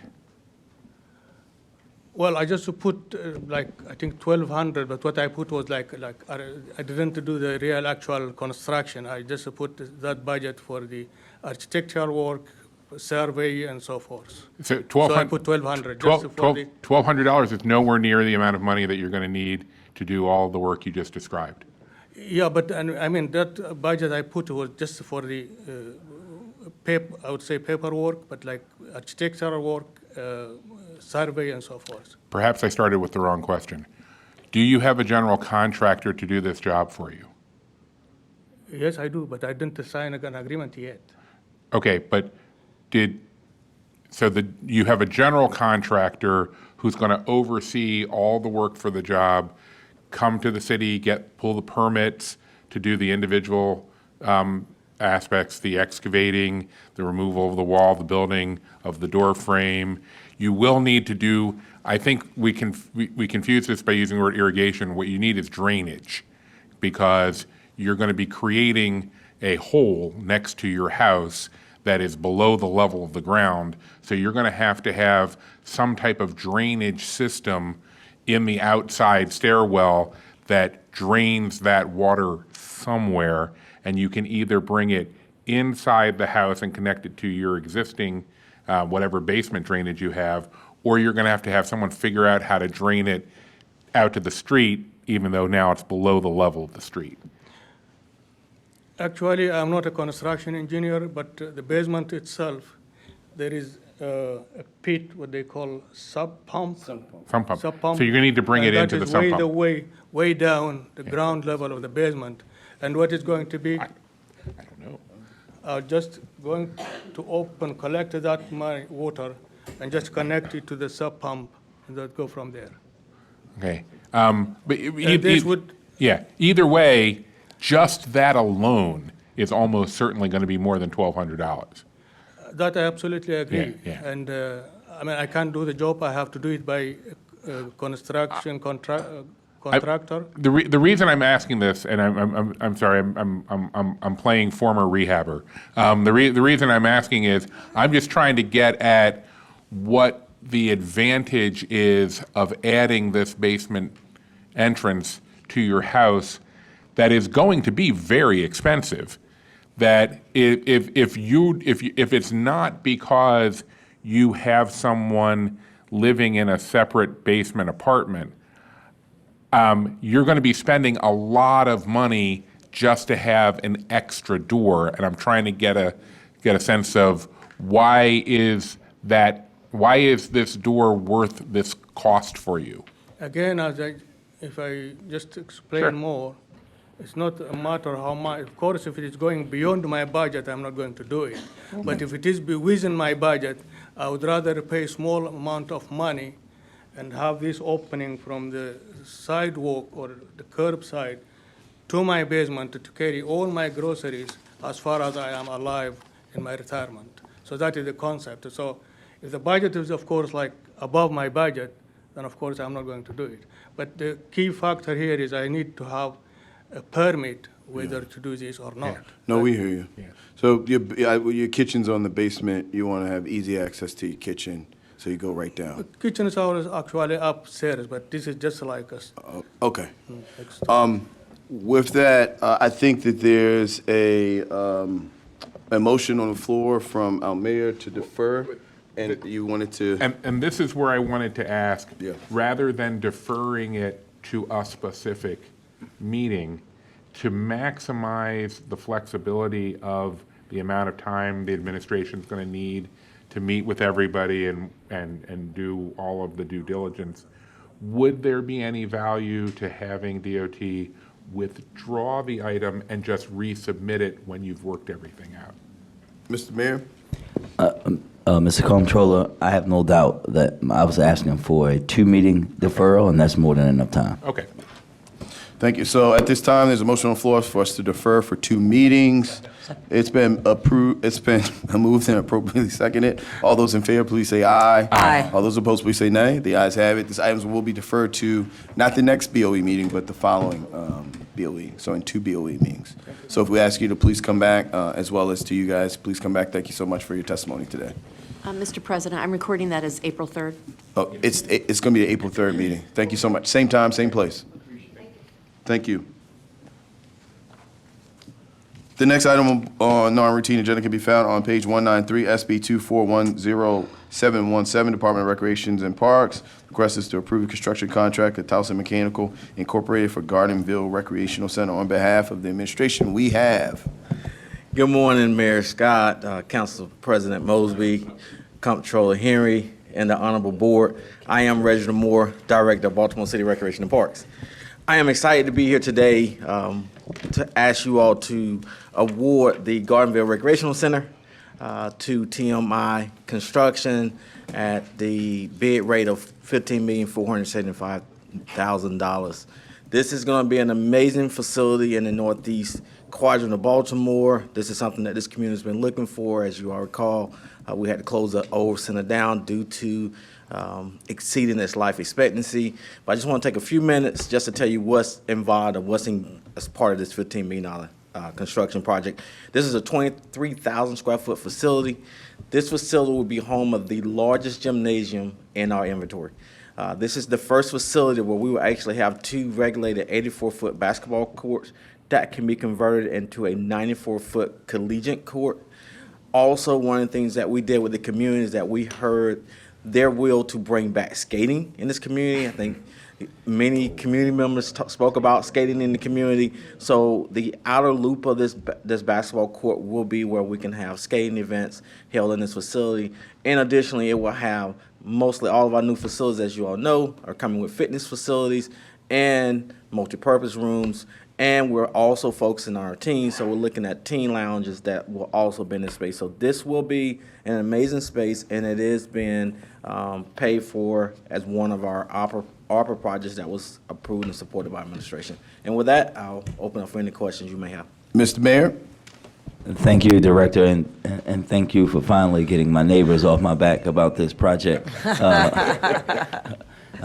No, just a couple of questions about it, and thank you for including the skating, because if folks don't know, historically, Gardenville Rec has always had a skating rink or something that they said was a skating rink, but now they actually have the ability to do full skating. Can you talk to us about also with this project, what all the things that'll be on the outside of the center as well? Oh, yes, sir. I did exclude that. So beyond just what we're doing on the inside, we're going to have a large play space that will be on the outside. There will be a patio area that you can, if you've been to Miller site, you recall we have a patio area where we can have fitness and Zumba and other things outside. including the parking space, and we've been working with our colleagues at DOT about looking at traffic flow, because this facility is going to draw a lot of attention. But the outdoor space is just going to be as amazing as the indoor space. So it will be multiple play spaces throughout, utilizing, if you know where this facility, we're actually moving this facility from the school location. It's actually going to be fronted on Hamilton. So it will actually have its own entrance, but there is some landscaping there. There's some different grades, and we're going to utilize those grades. And part of that design, we utilize those grades to make sure that we can make this a green space, a fun space for the kids in the community. So mom can sit at one of the seating areas and watch the kids play in the background. Thank you, Mr. Director. And just for the record, can you talk to us about the old facility and what's happening with that old facility? Because I know the partnership with Hazelwood Elementary. Yes, sir. And so as we've moved out of that facility, schools has asked us if they can utilize that expanded rec center space. So we have provided schools authority to move forward. Schools saying that they could use that space for some activities that they need as well. So we are working with Hazelwood Elementary School in conjunction, and the school has been part of our design process, and we've actually held a couple of meetings there inside of the school with the community. And thank you. My last two questions for you, Mr. Director, is one, are you impersonating a Kappa today? And lastly, and will the basketball court be named the Brandon M. Scott Memorial Basketball Court? Not Memorial, you gotta think Memorial. Well, definitely, Mr. Mayor. I'm not representing Kappa Alpha Psi. We all know I'm a member of Alpha Phi Alpha Fraternity Incorporated. But no, sir, we are currently not moving forward with the naming rights of the gymnasium at this current time. We will stay tuned for that. Thank you, Mr. Director, and we'll see you in a few months for another rec center, hopefully. Absolutely. Another rec center, some swimming pools. Yeah. A lot is happening. You always bring us good news, Mr. Director, so we get to close out on a good note. Any additional questions or concerns from members of the board? Hearing and seeing none, I'll take a motion. So moved. It's been moved and probably second. All those in favor, please say aye. Aye. All those opposed, please say nay. The ayes have it. This item is approved. As there's no new business before the board, we will adjourn this meeting. The next regularly scheduled meeting of the Board of Estimates will occur on Wednesday, March the 20th, 2024 at 9 a.m. I'd like to thank everyone for tuning in. Baltimore, we absolutely love you. Team says we're ready at TV 25. Good afternoon, everyone. Thanks for your patience. We're going to get the Board of Estimates bid opening started for March 6, 2024. We have a whole bunch of addenda to share this morning. First, Department of General Services, GS 16810RRR, Mitchell Courthouse roof replacement. This bid opening is delayed until March 20th, 2024. For Department of Public Works, SC 1004, Herring Run Sewer Shed Inflow and Infiltration Reduction in Area A. This opening is delayed until March 20th, 2024. Bureau of Procurement, RFQ 000499, Baltimore City Shuttle/Transit Services. This opening is delayed until March 20th, 2024. For the Department of General Services, GS 23819, City Hall Roof and Dome Restoration. This opening is delayed until March 20th, 2024. I hope that doesn't cause any problems because we're under the dome right now. Department of Transportation, TR 24004, reconstruction of alleys citywide. This item is delayed until March 20th, 2024. And for the Bureau of Procurement, RFQ 000466, Internet Service Provider. This item is, the opening is delayed until April 3rd, 2024. Also for Bureau of Procurement, RFQ 000512, Young Tree Care Services. This item is delayed until March 20th, 2024. It's important to take care of that in March. At the outside, I'm just saying. And Bureau of Procurement, RFQ 000455, Pump Maintenance, Repair, and Installation Services. March 20th, 2024 is the new opening date for that item. That concludes the announcements for addenda. Again, we always post these along with all the opening information on our website by close of business. today. So if you need to reference those dates, they will be posted shortly after this meeting and always by close of business. Up first today, we have Department of Transportation Contract TR 18302, Baltimore City Safe Routes to School. All right, our first bidder is J Villa Construction Incorporated. I do have a bid bond in front of me. Thank you. And the total bid is $1,257,980. You were determined to read that number. Someone wrote it very cleanly in there. I am going to repeat that back to make sure I have it correctly. That is 1,257,980.00. Yes, that's correct. That was J Villa Construction for $1,257,980.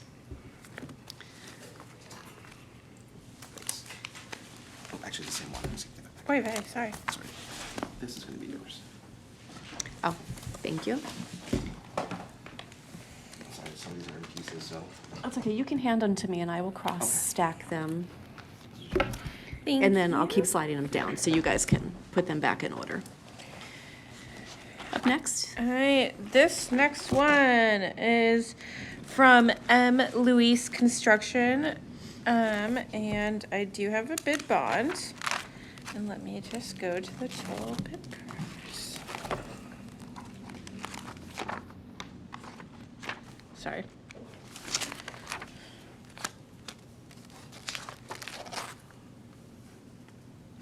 All right, and the total bid for this is $1,215,339.01. 1 cent? Very specific. Okay, let me read that number back. 1,215,339.01. That is correct. Thank you very much. And they do have a bid bond? Yes, ma'am. And that bidder was M. Louise Construction for $1,215,339.01. Up next.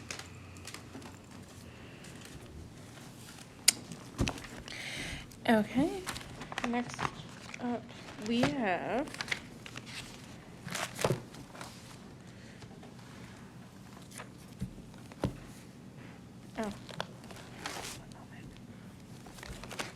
we have Priority Construction Corporation, and we have a bid bond. And the total bid amount is $1,180,455. That number was 1,180,455.00. That is correct. Why, thank you. That was Priority Construction Corporation for $1,180,455.00. And up next.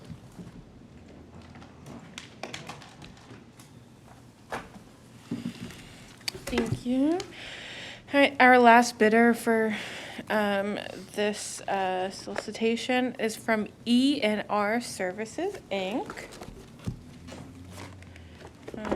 This has a bid bond. That's a bid bond.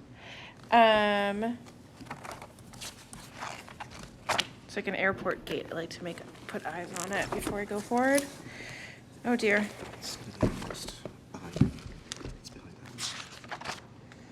All right.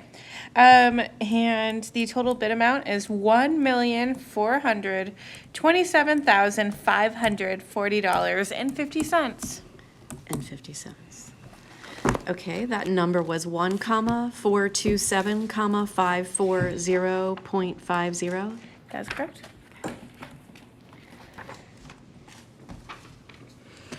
Oh, hold on. Can I read that number back to you one more time? Hold, please. 1,427,540.50.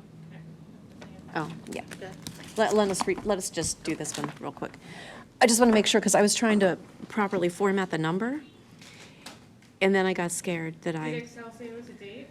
yeah, right? Like, that's exactly what I was scared was happening, is that Excel was helping me with something that wasn't helpful. So I just want to be sure, 1,427, comma 540.50. That's correct. Okay, so Excel wasn't doing me dirty. Okay, that's ENR Services, Inc. for $1,427,540.50.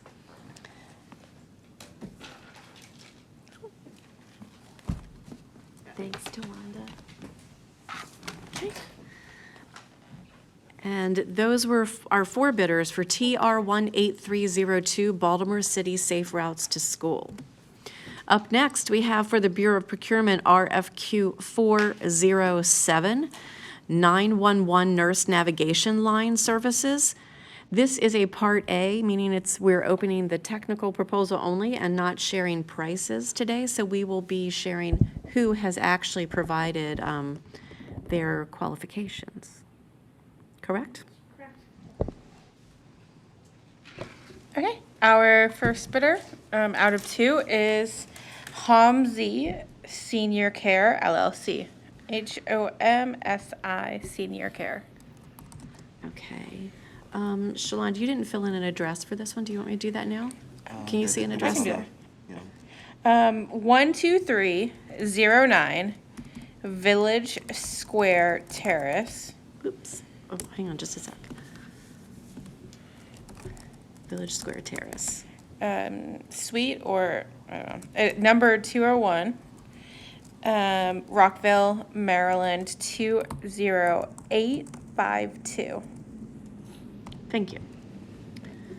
Saving Shalon a little time later. Okay, that was, I don't know if I'm mispronouncing this, Homsi Senior Care LLC, HOMSI. Okay, our second one and last one is, global, so it's Global Medical Response. That's a DBA name, so. Okay, I Do you want the have full- medical response, you have global medical response? That's what the, Global medical response, Yeah. okay, Yeah. I'm gonna update that. I also have Innovative Practices LLC, or these are one and the same, did you confirm that? Okay. yeah, so Innovative Practices LLC, DBA Global Medical Response. Got it. Okay. So those are our two respondents for qualifications for RFQ 407 911 Nurse Navigation Line Services. Our two respondents were Homsi Senior Care LLC and Innovative Practices LLC, doing business as Global Medical Response. Up next, we have for the Department of Recreation and Parks, RFP 22812. This is for Tawanda and Coldstream Pool renovations. All right, we have two bids for this one. The first one is from Plano Kudon LLC. I'm guessing a bid bond with I'm this one. confirming the bid bond. I got to my airport check-in. And bid bond. And let me just find, where are the total? Rachel doesn't have it. This is a bid bond. I'm just looking for the total amount.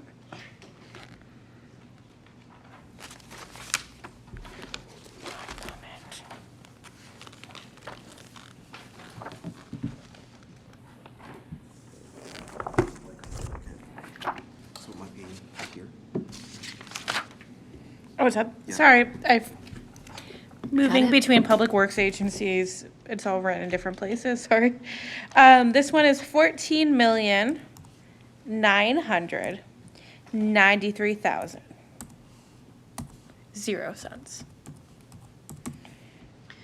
Okay, that number was 14,993,000.00. That's correct. That was Plano, Kudon. is it Kudon? Plano Kudon. I trust you. They aren't Plano here to Kudon correct us, so. LLC. Or if they are, here? speak up or forever Is that hold your right? peace. Okay. Cowden. Cowden, thank you. Plano Cougars, got it. Thank you for not letting us continue in ignorance on that one. It's Plano Cowden LLC, and they bid $14,993,000.00. Alright. And we want to thank them for being part of our live audience. We're trying to keep it entertaining. The next one we have is from NCI Nichols Contracting. Confirming I have a bid bond in front of me. Thank you. All right, and this bid amount is $11,543,000.00. Let me confirm that number. That is 11,543,000.00. That's correct. Okay, that was NCI Nichols Contracting for $11,543,000.00. All righty.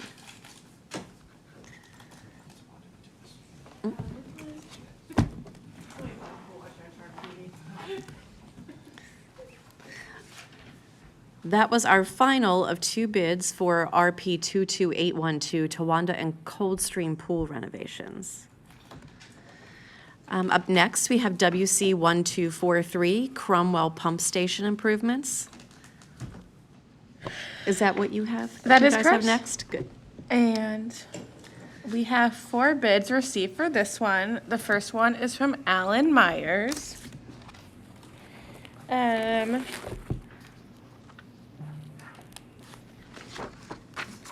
I can tell you that we have a bid bond. And then I can also tell you that there's gonna be a lump sum. So then, that one, I thought that was. Is it Alan Myers Inc. or just Alan Myers? It's Alan Myers MD, Inc. And the total contract amount, 77,555,000. Changed up your strategy. Alan Myers, and the bid amount was 77,555,000.00. That's correct. Hang on just a sec. Let me fix this formatting situation. So that was Alan Myers, and tell me again how they're MD, Inc. Inc. Got it. And up next,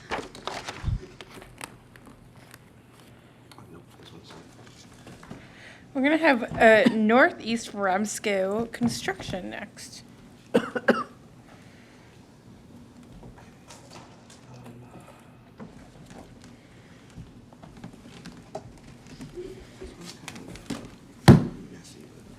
Yeah, aren't we all? Okie dokie. Confirming Northeast Ramsco Construction, Inc. has a bid bond. Thank you. And so it's gonna be back here. It's gonna be this way. I thought I opened up to that page. Oh my god. That's the total bid. Yes. Oh, can I see the other one? I'm gonna read it and I wanna see the other one before that. The one. You guys have the Alan total? Myers. The They're page? just, they shouldn't be on, they probably shouldn't be this different. The first, so for Northeast Ramsco Construction, it's 76,958,000. Okay, I have 76,958,000.00. That's correct. Okay. That bidder was Northeast Remsco Construction for $76,958,000.00. I get concerned we don't read it off the same format.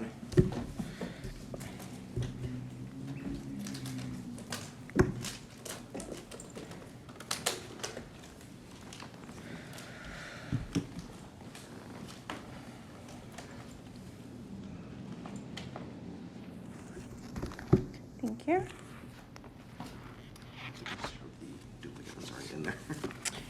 All right, the next one we have is from the Whiting Turner Contracting Co., Inc. This one has a bid bond. Thank you. And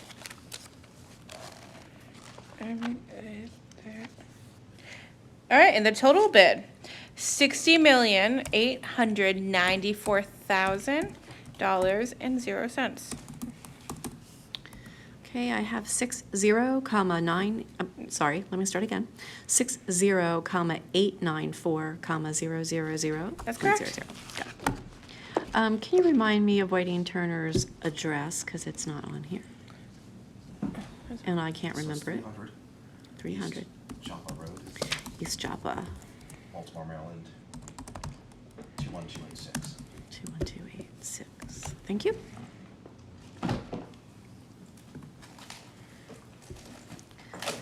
And I believe we have one more bidder. Yes, ma'am. Next one is Uliman Schulte Construction, LLC. I feel like it's Uliman. Well, They are not members of our live studio audience today. I think it's Uliman. Uliman has a bid bond Thank you. associated with this one.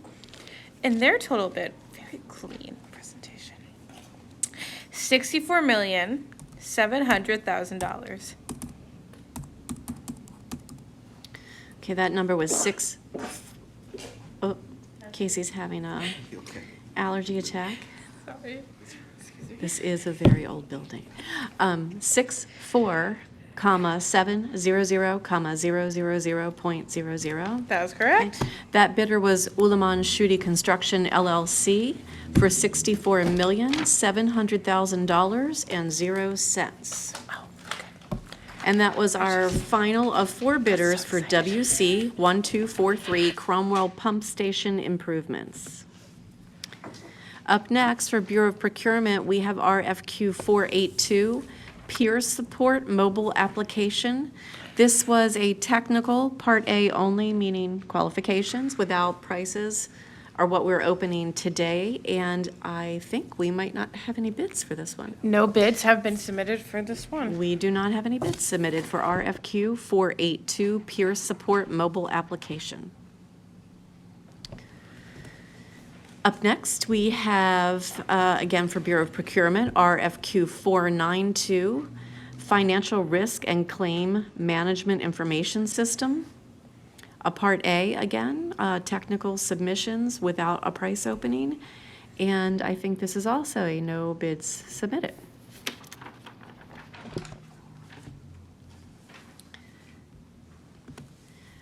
Bureau of Procurement, RFQ 448, Supply and Delivery of Aluminum Sheets, plural, sheets metal. We appear to have a couple of bidders for this one. So again, this RFQ 448, and up first we have. We have National Highway Products Incorporated. Do we have a total for this one, Casey, or is this like a unit price? This is going to be or- by unit. Okay, so we don't have a total that we Yeah. can read out. Okay. Yeah. So in this instance, this is an itemized response to the bid, and we, as we do with all bids, refer them to the agency for review. So this is itemized, and I'll note that on the sheet, you guys. Yes, ma'am. So that when this gets posted, people can see that there were itemized costs and no total to be shared. So that bidder was National Highway Products, Inc. Yep. And the second one is going to be Lytle Enterprises of Ohio. And of course, also itemized. And of course, also itemized. And that's Lytle, Lighthle. Yes, ma'am. That was Lytle Enterprises of Ohio. This was contract RFQ 448, supply and delivery of aluminum sheets metal. And our two respondents were National Highway Products, Inc. and Lytle Enterprises of Ohio. And again, this is an itemized bid and will be referred to the agency for a more detailed review. Up next, we have Bureau of Procurement RFQ 491. This is forensic lab supplies. This may also, I'm guessing, be itemized. Yes. But the team is going to confirm shortly. This should be itemized.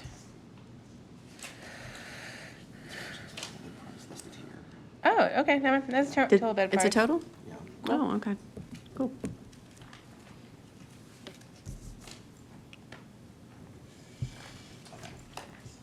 Should I remind everyone that we don't always know how a bid was put out? We just read them.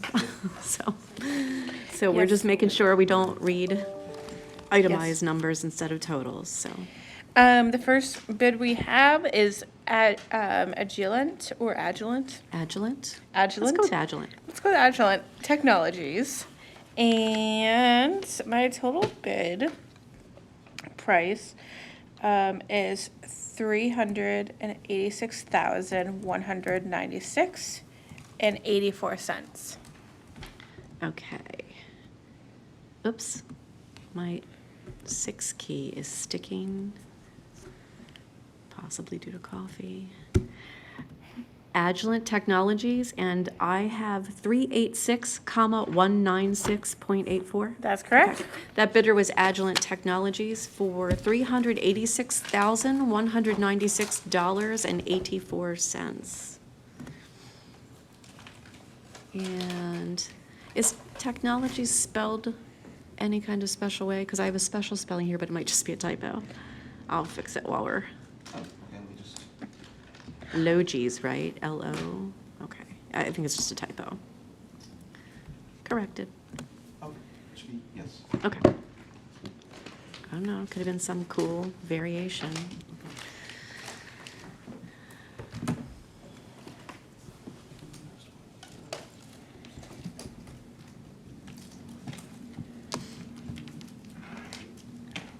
Thank you.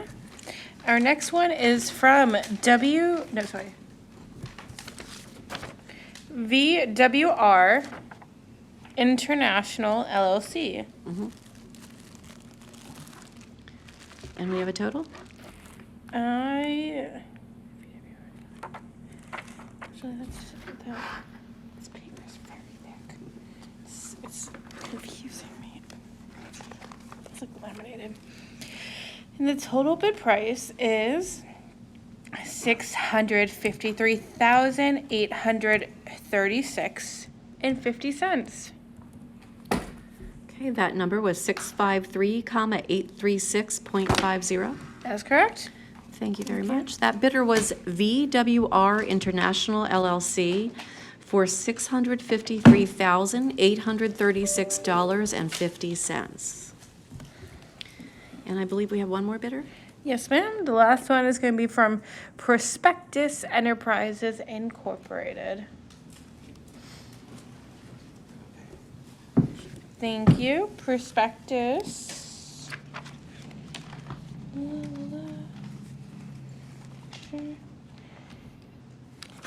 want to make sure we submitted. Okay, I'll straight from this one. This is for $623,412.00. Okay, that number was 623,412.00. Yep, that's correct. Okay. That bidder was Prospectus Enterprises, Inc. for $623,412.00. And that was our final of 3 bidders for RFQ 491, Forensic Lab Supplies. And I think that was our last opening, correct? Yes. Yay. That was our last opening for today. Our next bid opening is at 12 noon on March 20th, 2024, and we'll see you all then. Thanks, team. Thanks, TV 25.